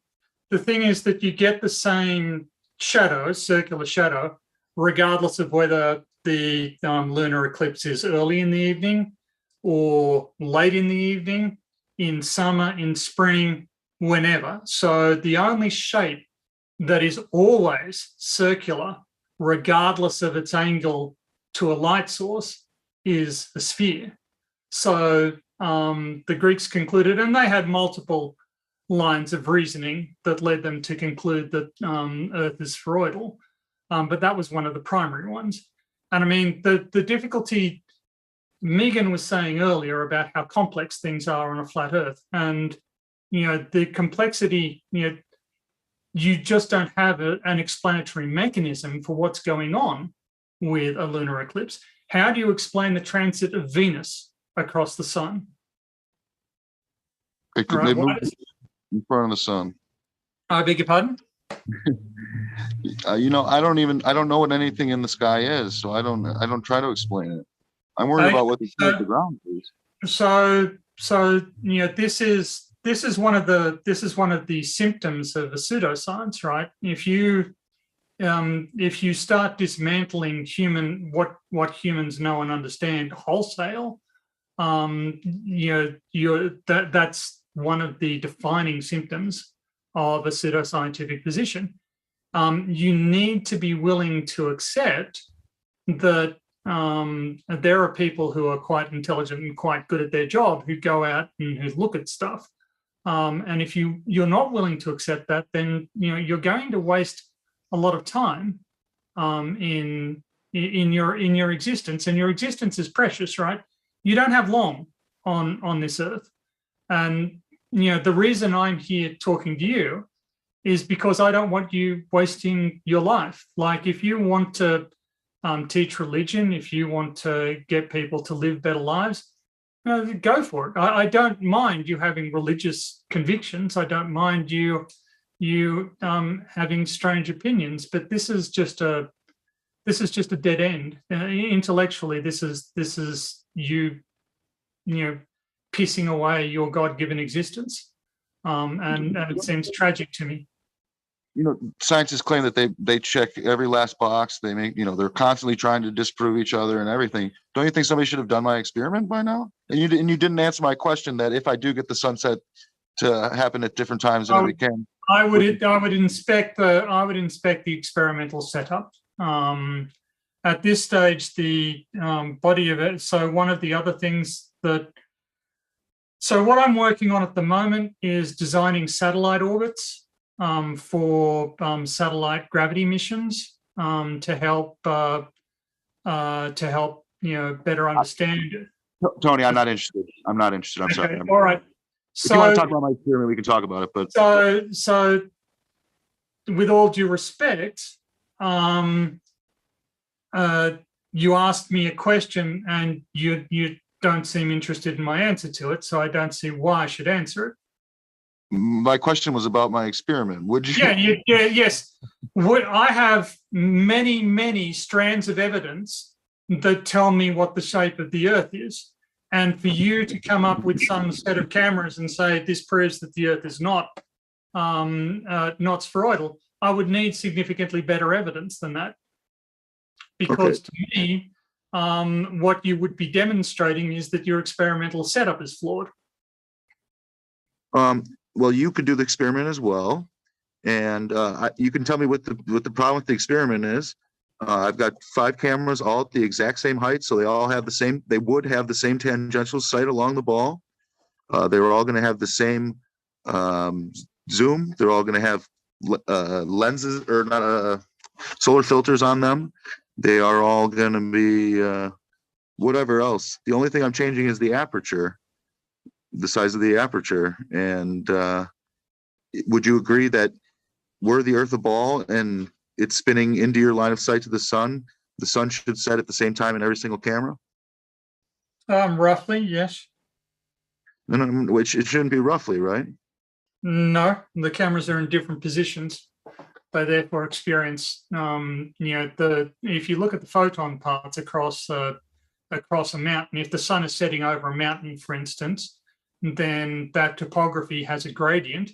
That gradient impacts the point at which the photons have continuous paths towards each of the cameras. So the cameras may well experience different sunsets due to different timings of apparent sunset due just to topographical gradients at the point over which the sun is setting. Okay, but they're all going to be. Would the difference be something that you could identify in a 30 frames per second or 60 frames per second camera? Probably not. Yeah.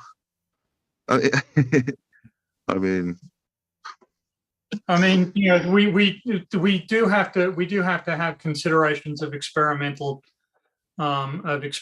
setup here, but in general, you're running into problems because you are making observations at more or less the one point and more or less the one altitude, so you've removed a lot of sources of error. But yeah, I would expect that the apparent sunset would not be significantly impacted by the aperture size. And if it was, well, I'd want to know why.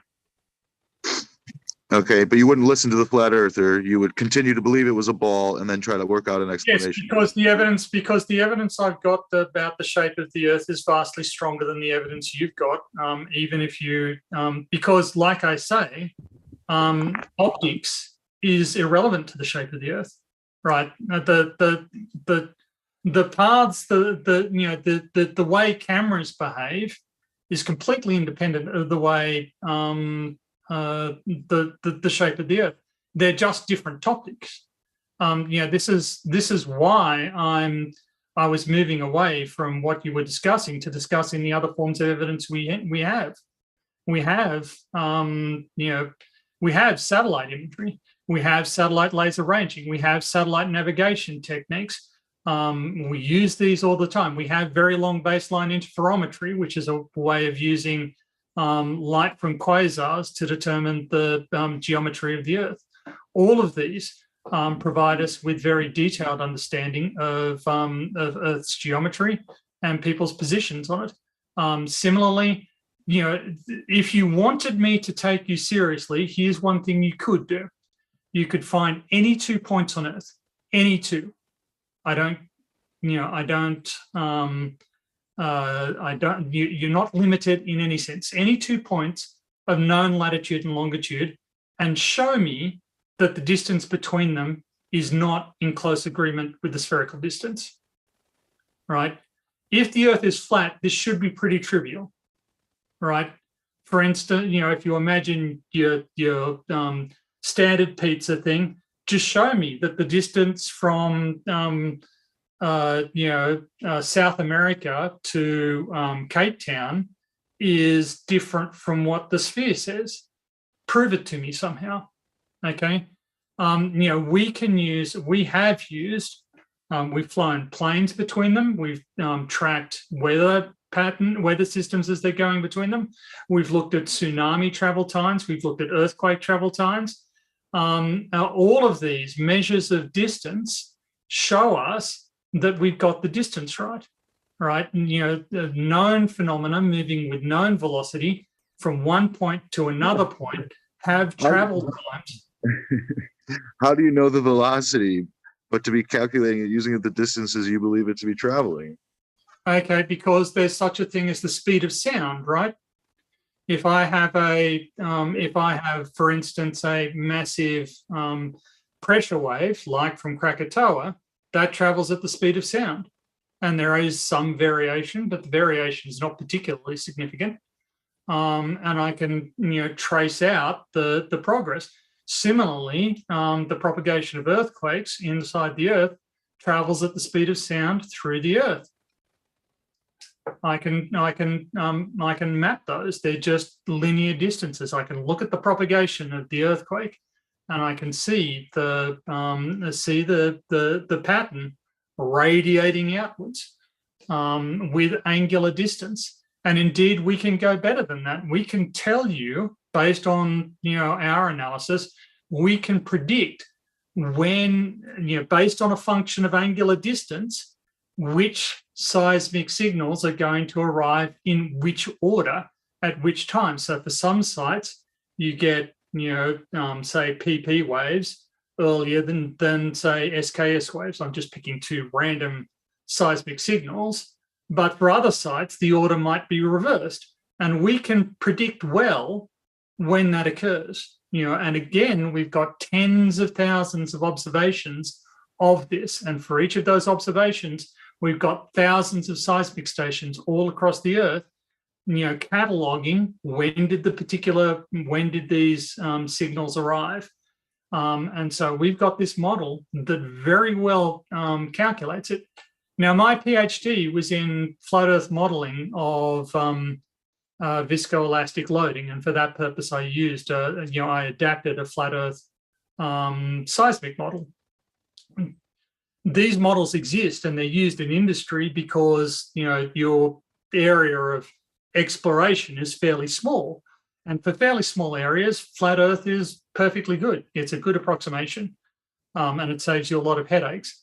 But once you get out to, more than maybe 100 kilometers, 200 kilometers, it's just not accurate anymore. It doesn't work.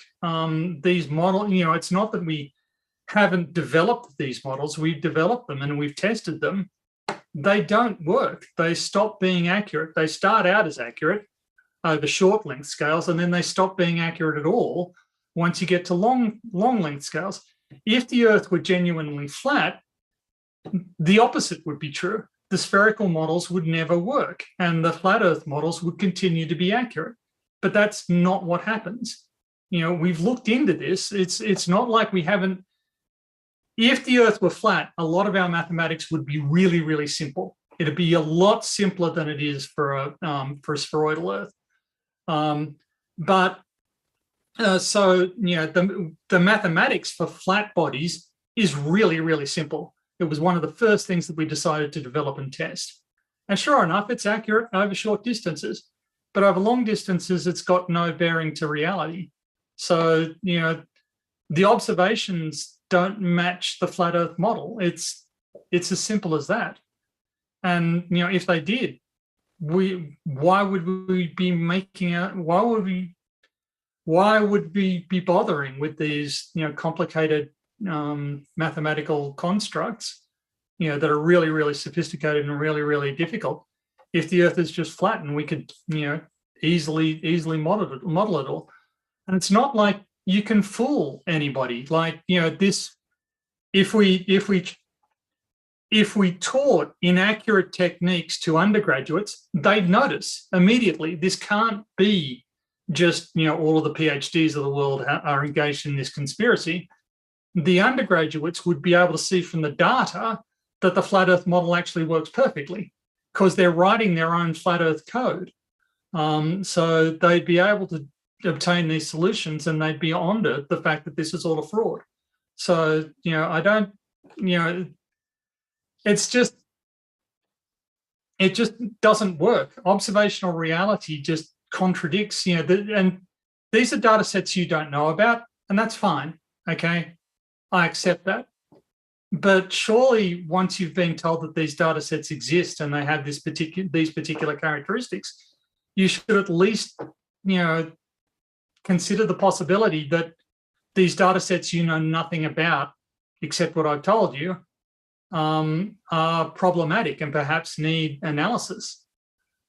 And there are so many of them. I mean, we've got all sorts of data sets about, the plane travel times and, the length of submarine cables, the length of ocean voyages.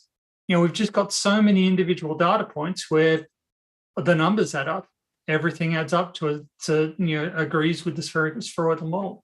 So but the southern hemisphere is the issue, and there are no submarine cables in the southern hemisphere. They don't. That's not true. How do you think Australia communicates with the rest of the world on the internet? The cables go to the north and then back out. They're all connected in some way, but they don't. Yeah, they don't do Australia to.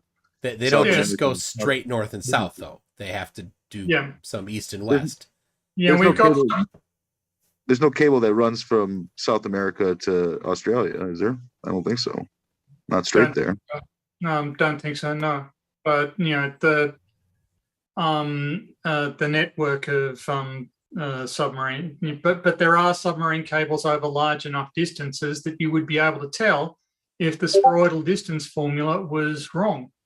I mean, that's all it'll take, right? Is drag one cable, South America to Africa, and know the distance, and then see if it works out.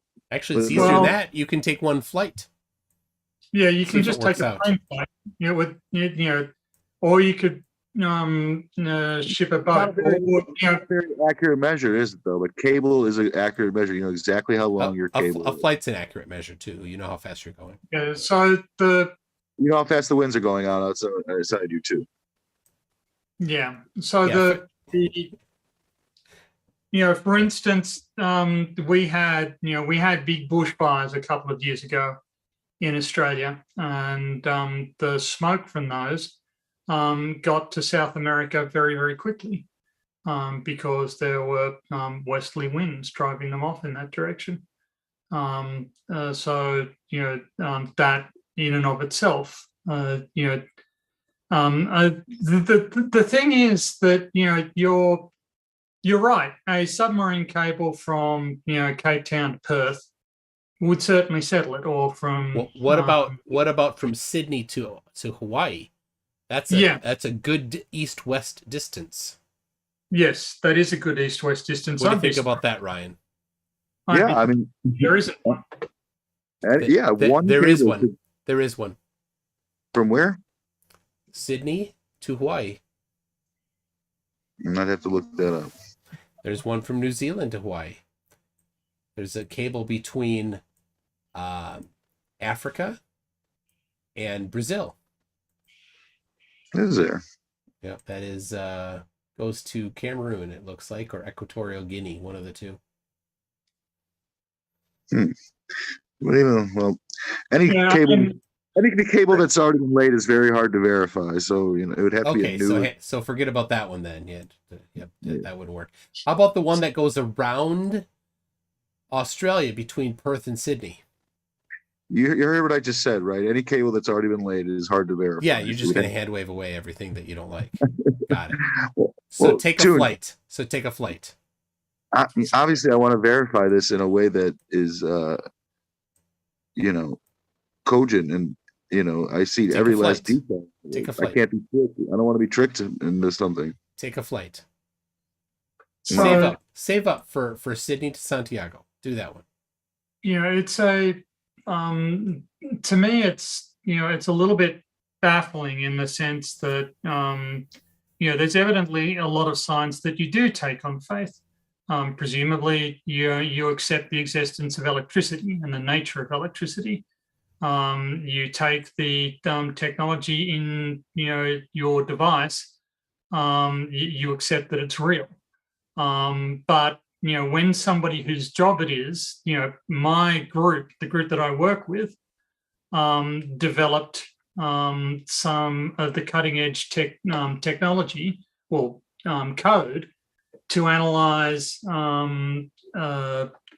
GPS measurements. So we take GPS coordinates and we solve for them to get, the members of my group solve for them to accurately determine, crustal motion of plates on Earth. So they've got, extremely sophisticated techniques for analyzing GPS signals. So we can tell you in extraordinary detail what those satellite signals look like and how they are analyzed. And you use a simplified version of this code in your phone. But you're not going to listen to the people from my group. You're not going to listen to anybody who's involved in GPS because apparently we're all part of the conspiracy. We're all liars. It's a little bit insulting to some extent. I mean, No, I don't call you. I never called you a liar, Tony. I think you're a fool. Okay, well, I've represented my nation. Don't worry, Tony. He's not insulting you by calling you a liar. He's insulting you by calling you a fool. I've represented my nation multiple times at Mind Sports. Have you? In 9 sports? Mind Sports. Mind sports? No, never. Okay. So would you suggest, maybe don't call him a fool. Would you accept that this is perhaps an indication that I am not as stupid as all that? Well, I think we're all fools. I think our maker makes us all fools for a reason. Okay. So I'm, again, I don't, I seem to be having this conversation a lot. Science and religion are separate things. I don't mind if you have religious convictions. That's fine. If you believe in God and your religion provides you emotional support and mental well-being, I'm all for that. I encourage it. In fact, I was religious for more than 30 years. But what eventually convinced me that God cannot be real is the propensity of people to lie on his behalf. And this has become quite prevalent in young earth creationist movements, anti-evolution movements, various pedophile scandals. People will just lie. And they claim that they're in communication with God. They claim that God is responding to their prayers, but they lie, and they're telling demonstrable lies. Now, that's the point where religion is basically putting itself in danger. Ultimately, there is such a thing as objective reality, and if religion is not going to accept it, then it's a choice between objective reality and religion. And I don't think that religion should be going there. It honestly doesn't matter what shape, Christ's message is completely independent of the shape of the earth. The validity of Christianity as a religion and the power of the Christian message is completely independent of the shape of the earth. Let me ask you a question real quick. 2 men are walking in the desert. They stop and look out at the horizon. One says to the other, "Why would you say the earth ends?" I say tangential sight along a sinusoidally curving Earth is causing the horizon. What's the other guy's name? Why did you interrupt what he was saying for that? That's nonsense. Come on, Mind Game or whatever it was, Mind Wars, whatever you said you were in. Is it Ryan? His name is Jesus. Okay. Well, I've got no idea what that little thing meant, but it's the first temptation of man to say that sinusoidally curving Earths is causing the horizon. It's this has nothing to do. This has nothing to do with Christ's message, right? Oh no, I am Christ. No ledge. Knowledge is no ledge. The first person to claim they knew what the ledge was the guy who said tangential sight along the sinusoidally curving Earth is causing the horizon. Okay, when was the last time you were assessed for the state of your mental health? Never. Okay. I would suggest that you would benefit from being assessed for the state of your mental health based on these utterances. If you think that these are in any way persuasive or convincing or fact-based, what they instead... Most everyone I tell this has a good laugh and says, wow, that is funny. But those are more Christ-like people. The Antichrist, the narcissist, can't appreciate this story. Well, and now you're descending into exactly what I was describing. Okay, you're using your religion to adopt a frankly antisocial position. I'm a heathen, sir. Separate topic, though. He's just said I was using my religion. I don't have a religion. You do. Do. Yeah, you have a religion. What do you mean I have a religion? You keep talking about it. You've talked about it a lot. Heathens have religions. Because I think the stories of the Bible exist to help explain how heliocentrism fooled man. That's a religion. I have. Yeah. That's a religion. Yeah. Well, certainly, I cannot stress this enough, but I think that, based on the course of this conversation, you have quite a few issues that you need treatment for. Okay. One of them is paranoia. You believe, yes, you believe that there's a conspiracy to hide the truth from you, that it's a global conspiracy that has spanned thousands of years. I said the world is a bunch of fools. None.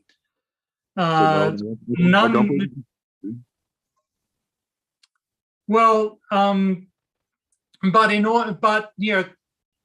that's not true, right? You said that the footage of the 24-hour sun from Antarctica was fake. That can only be the result of a conspiracy, right? I've personally known dozens of people who have been to Antarctica for field work in the summer, and none of them have come back and said, you know what, there actually isn't 24-hour light down there. So you're telling me that those people are lying to me. You're telling me that satellites don't exist and don't operate as I'm told that they operate, despite the fact that I deal with the data from the satellites.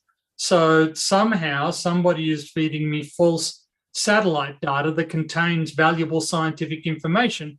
If this was the case, why didn't they publish the scientific results? Why are they just encoding it so it looks like it's spheroidal for me to decode and then publish and who's paying this person to do this? How smart is this person? How knowledgeable are they? You have, to you, it seems plausible that there is somebody feeding me this false information. You claim that it's plausible that despite the fact that I am by multiple metrics quite intelligent and quite well informed, that I and all of my colleagues have been fooled in a profession that we have worked at 8 hours a day for decades. The level of deception here is quite extreme. And you believe that at least some of this deception is actions by people. You do believe that there is conspiracy. I believe that the maker of this world is everything, everywhere, all at once, and she is the deceiver. Okay, that's very Valentinian of you. But what do you, Tony? Like, what do you make of the mark of the beast being 666 and the speed of the Earth being 66,600 miles around the sun? You don't think that points to heliocentrism being the satanic deception? Oh, no. You'd have to get the right number first. Why don't you get the right number? Yes, for starters, 18.5 off the second, 60 times 60, 66,600 miles per hour. I think even if it's 66,600 and 216 or whatever, Ryan, it's still 66. Ryan, it's the wrong number. It's a wide range, and you have cherry picked one number out of the middle. It's an average. No, it's not the average. You have cherry picked one number out of the middle that you want to be in the middle. You know what my first response to that is? Use metric. You say this like 666,600 miles. I don't care what it is in miles. I literally couldn't give a rat's ass because I don't work in miles because I'm not a troglodyte. Right? I'm a scientist and I work in metric units like the rest of the world does. And what you're telling me is that there's some global conspiracy, that leaves bizarre numerical clues in astronomical constants that vanish as soon as you use different units. When did the US adopt the mile? Does not matter. Yes, it does, because it only works if you're adopting the American definition of the mile, which was not in use in Europe for the vast majority of the Enlightenment, which was when a lot of this work was done. What matters is if it works for PR for Earth. If I go out to say that to somebody right now and they get them to question things, then it works. So I don't know what you're talking about. But it's a lie. It's not even true. Yeah, and this is the other thing. You're lying. So look, I'm going to suggest that I'm going to suggest again that it's not my role to provide you with therapy. But what you've exhibited here are some serious signs of illness, right? You think that the arguments you are presenting are rational, and they aren't, right? Tony, how about this one? The first open mic flat smack I ever did, there was a license plate outside that said, guess what? 666. And what? So there are I feel I can recognize there are some theological disputes about whether or not 666 is the number of the beast, right? Because some sources claim that it's 601, 616, or 616. So there are theological disagreements about what the number of the beast actually even is. Okay. But you can. It's supposed to be. All right, Mr. Toon, I think I'm going to head out. I think I can recognize the Antichrist when I see him. But thank you. Eric Dubé? No. Your friend Tony and yourself. No, it's Eric Dubé. For me, the Antichrist is if Jesus is the fool, then the Antichrist is the narcissist, he who could never possibly consider himself a fool. So It's been fun talking tonight. Well, I'm sure I'll get together with you soon. Take care All right. and get some treatment. Yeah, definitely. You see a professional, Ryan. I'm not kidding. You should. What? I'm going to talk circles around them. What are you talking about? No, No, you're not, Brian. You're the not. medication. Take the medication they prescribe, please. Brian, you're not. You're not Tony. as Tony. rational or as intelligent as you believe yourself to be. I don't believe myself intelligent. I call myself a fool, sir. I'm just what she made me to be. I am. Get the scales out of your eyes. Get out of the fish story. Come on, man. Nothing is by accident. Yeah. All right. Bye, Ryan. Okay. Okay. He does need Ryan. Please. There's something wrong, and there are things that can help you. Yeah, I think I think the he's quite seriously ill. This sort of, and he's doing these sorts of debates instead of actually getting help. So I'm not sure how constructive getting him on. Yeah, he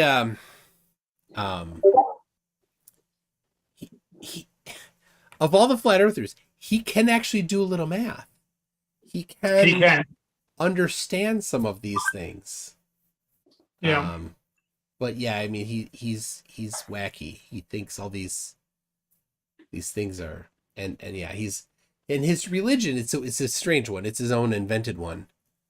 Yeah, but it's still the religion nonetheless. And and I mean, I'm happy to admit when I'm wrong and when I'm mistaken. And indeed, science is dependent on people, taking responsibility if they make errors, and admitting it, not covering it up. Yeah.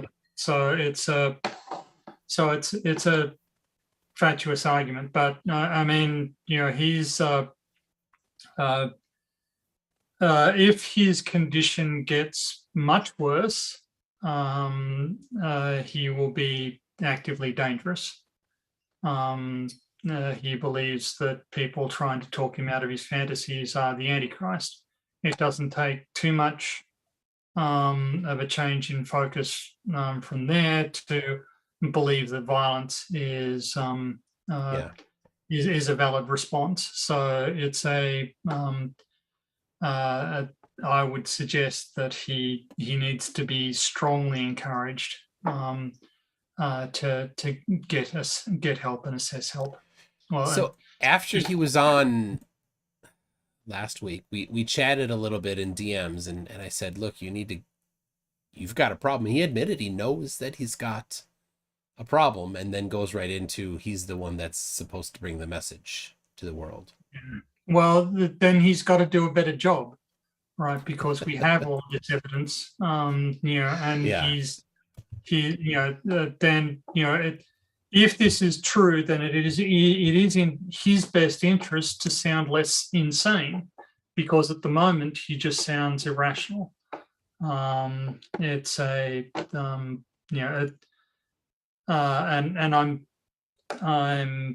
I'm sorry to sort of tell him to his face, but I think he needs to be. He's certainly been told to his face many times. Yeah, we're not the first, so. Okay, well, I mean, I hope I wasn't. No, I think it's you're on there. Tony, it's always good to have you on. I have a couple super chats, and then I'm gonna wrap up. Okay. Shall I leave you to it? Oh, it's 4. Okay. So why don't you stick around? Al Margiu says, in comparison to pros like engineers or pilots, I think, they think a math teacher can't know that 1 + 1 = 2 because they're brainwashed.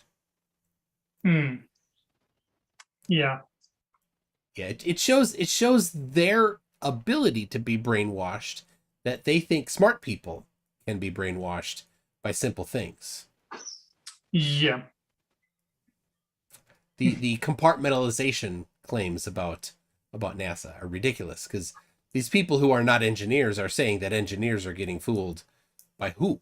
Who's fooling them? Yeah. You have to. I mean,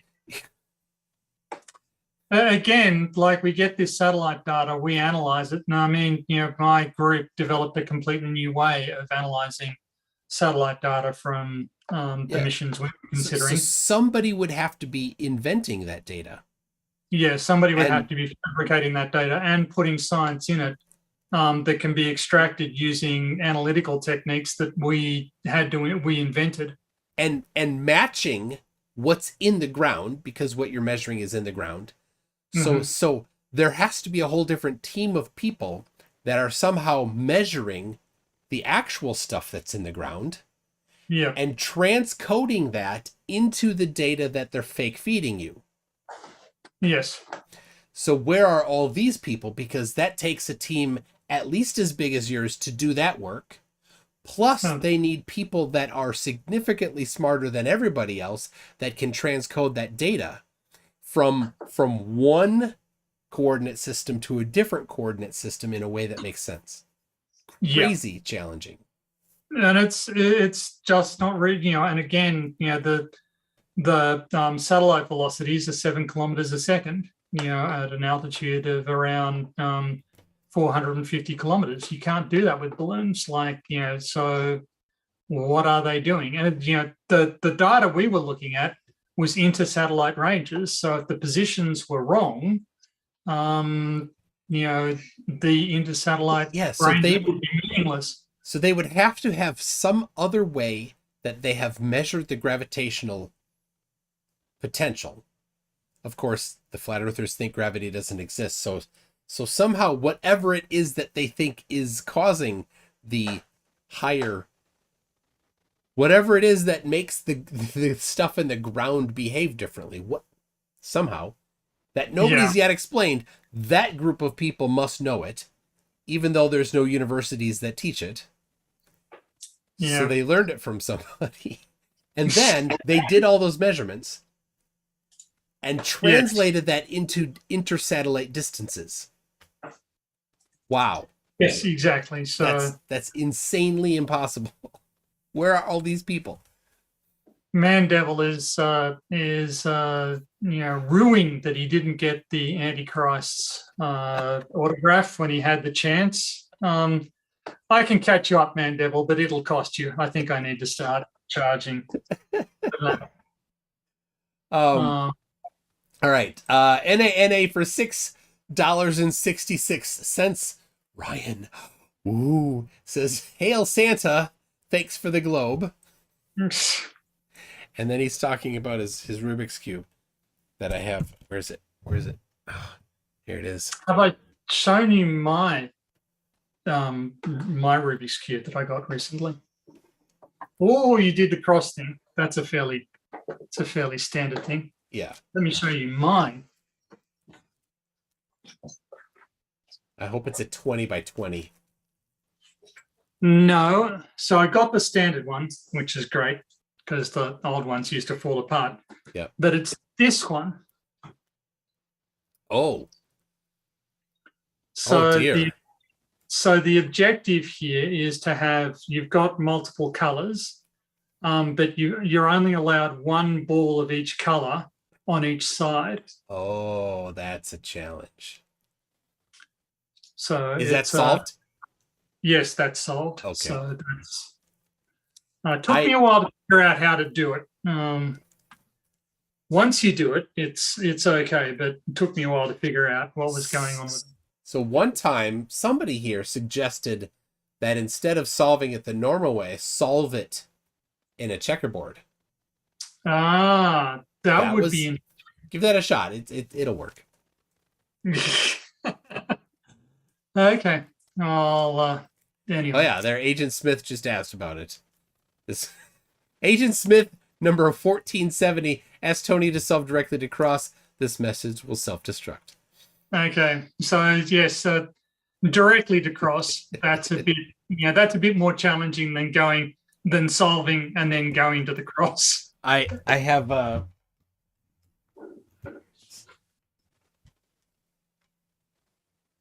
this one here, Tony.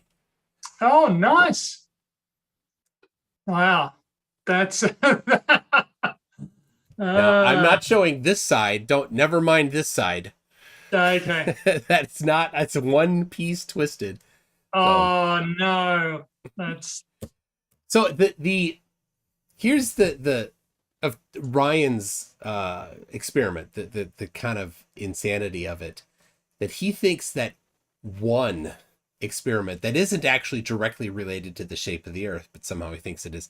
He thinks one experiment all by itself disproves thousands of years of other things. That's how, I don't even know the words for that. It's based on a basic misunderstanding of how science works. We have a lot of accumulated evidence about the shape of the Earth. We're not about to discard all of that evidence based on anomalous readings from some cameras. If something unexpected happens in the cameras, we will want to know what the cause of it, but it's going to have to, spiral well away from optics in order to convince us that our understanding of the shape of the Earth is wrong. At the moment, the accumulated evidence we have for that is, too vast to be undone.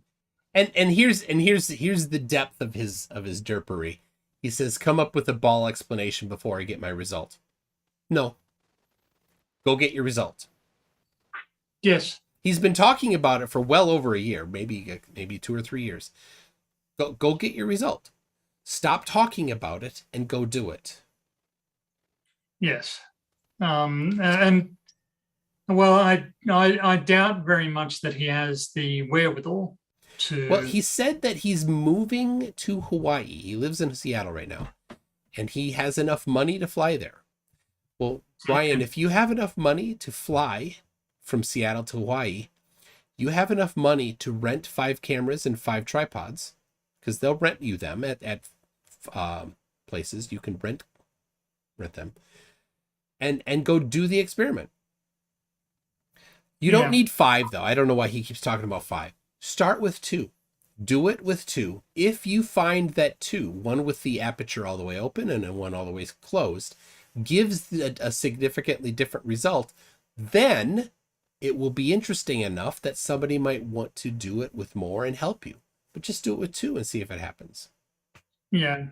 Luke Walker suggests that glare will be a problem, and he's right. If you're doing this sort of thing, you generally need a solar filter. He said he's going to use a solar filter.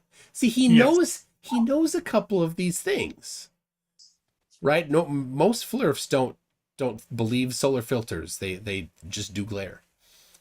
Yeah. But even with glare, when the sun actually stops being visible, would be the same in both cameras, glare or not.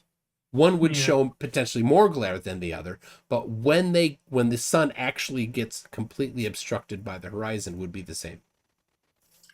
Yeah, it's a weird, it's weird that they're so ignorant of the data we have and the observations that we've made. Like every single successful celestial navigation exercise, not just direction but also distance. Every single one of those where we correctly calculated how far we needed to travel, how much fuel, food, water we needed. Every single one of those is a successful experiment validating spheroidal Earth. You don't get to ignore it all. You don't get to pretend that it just didn't exist, because it does. Yeah. Well, long before this stream started, Dora Nku had a super chat hours before this started for €2 that said more shirt. I demand both shirtless or else. That was when when not you and me. Yeah. Me and Scotty Storm. Mr. Storm, yes. Okay. Which he did not show. He still hasn't even mentioned it. Poor guy. Anyway, I've given up on Scotty. And then one more super chat here. Two more. Oh my goodness. Gary Donnelly says, I finally caught a live stream of Flerf Dumbness. Thank you, Gary Donnelly, member for 21 months at Newton. And then Stringer News 1 says the number of the beast is 800-002, which is a DC license plate. Which I don't recognize, but yeah, I mean, I was with him up until he brought up the license plate thing. I don't know. Is that a specific license plate? Maybe it's just don't see it. I saw a license plate with a number on it. Yeah, some of them have 3 6s on them. 1 in 1,000, and one day you saw one. So what does that mean? Yeah. So all right. Apparently there is a. It is the presidential limo has that license plate. I did not know that. And the limo is called the Beast. The Beast. Okay. Probably because it's so weighed down with armor. Yes. All right. Well, Tony. Throw a grenade off it. Thank you, Tony. Thank you. Thank you, Brian. Thank you, everybody, for joining. It's been a crazy one, but we'll see you all next week. I've got Mikey something who goes by Horizontally Opposed on YouTube. He's coming on next week, so that should be great. Maybe we'll get some Dimmock later in the evening. Dimmock was so foul-mouthed. I know. That's he'll last 5 minutes, and he just as somebody who I do my share of swearing when I feel it's justified by my opponent, but he was completely gratuitous. Wouldn't give him the time of day. Wouldn't piss on him if he was on fire. Unless you could piss kerosene, right? Right, exactly. There you go. All right, everybody. There's your parting thought.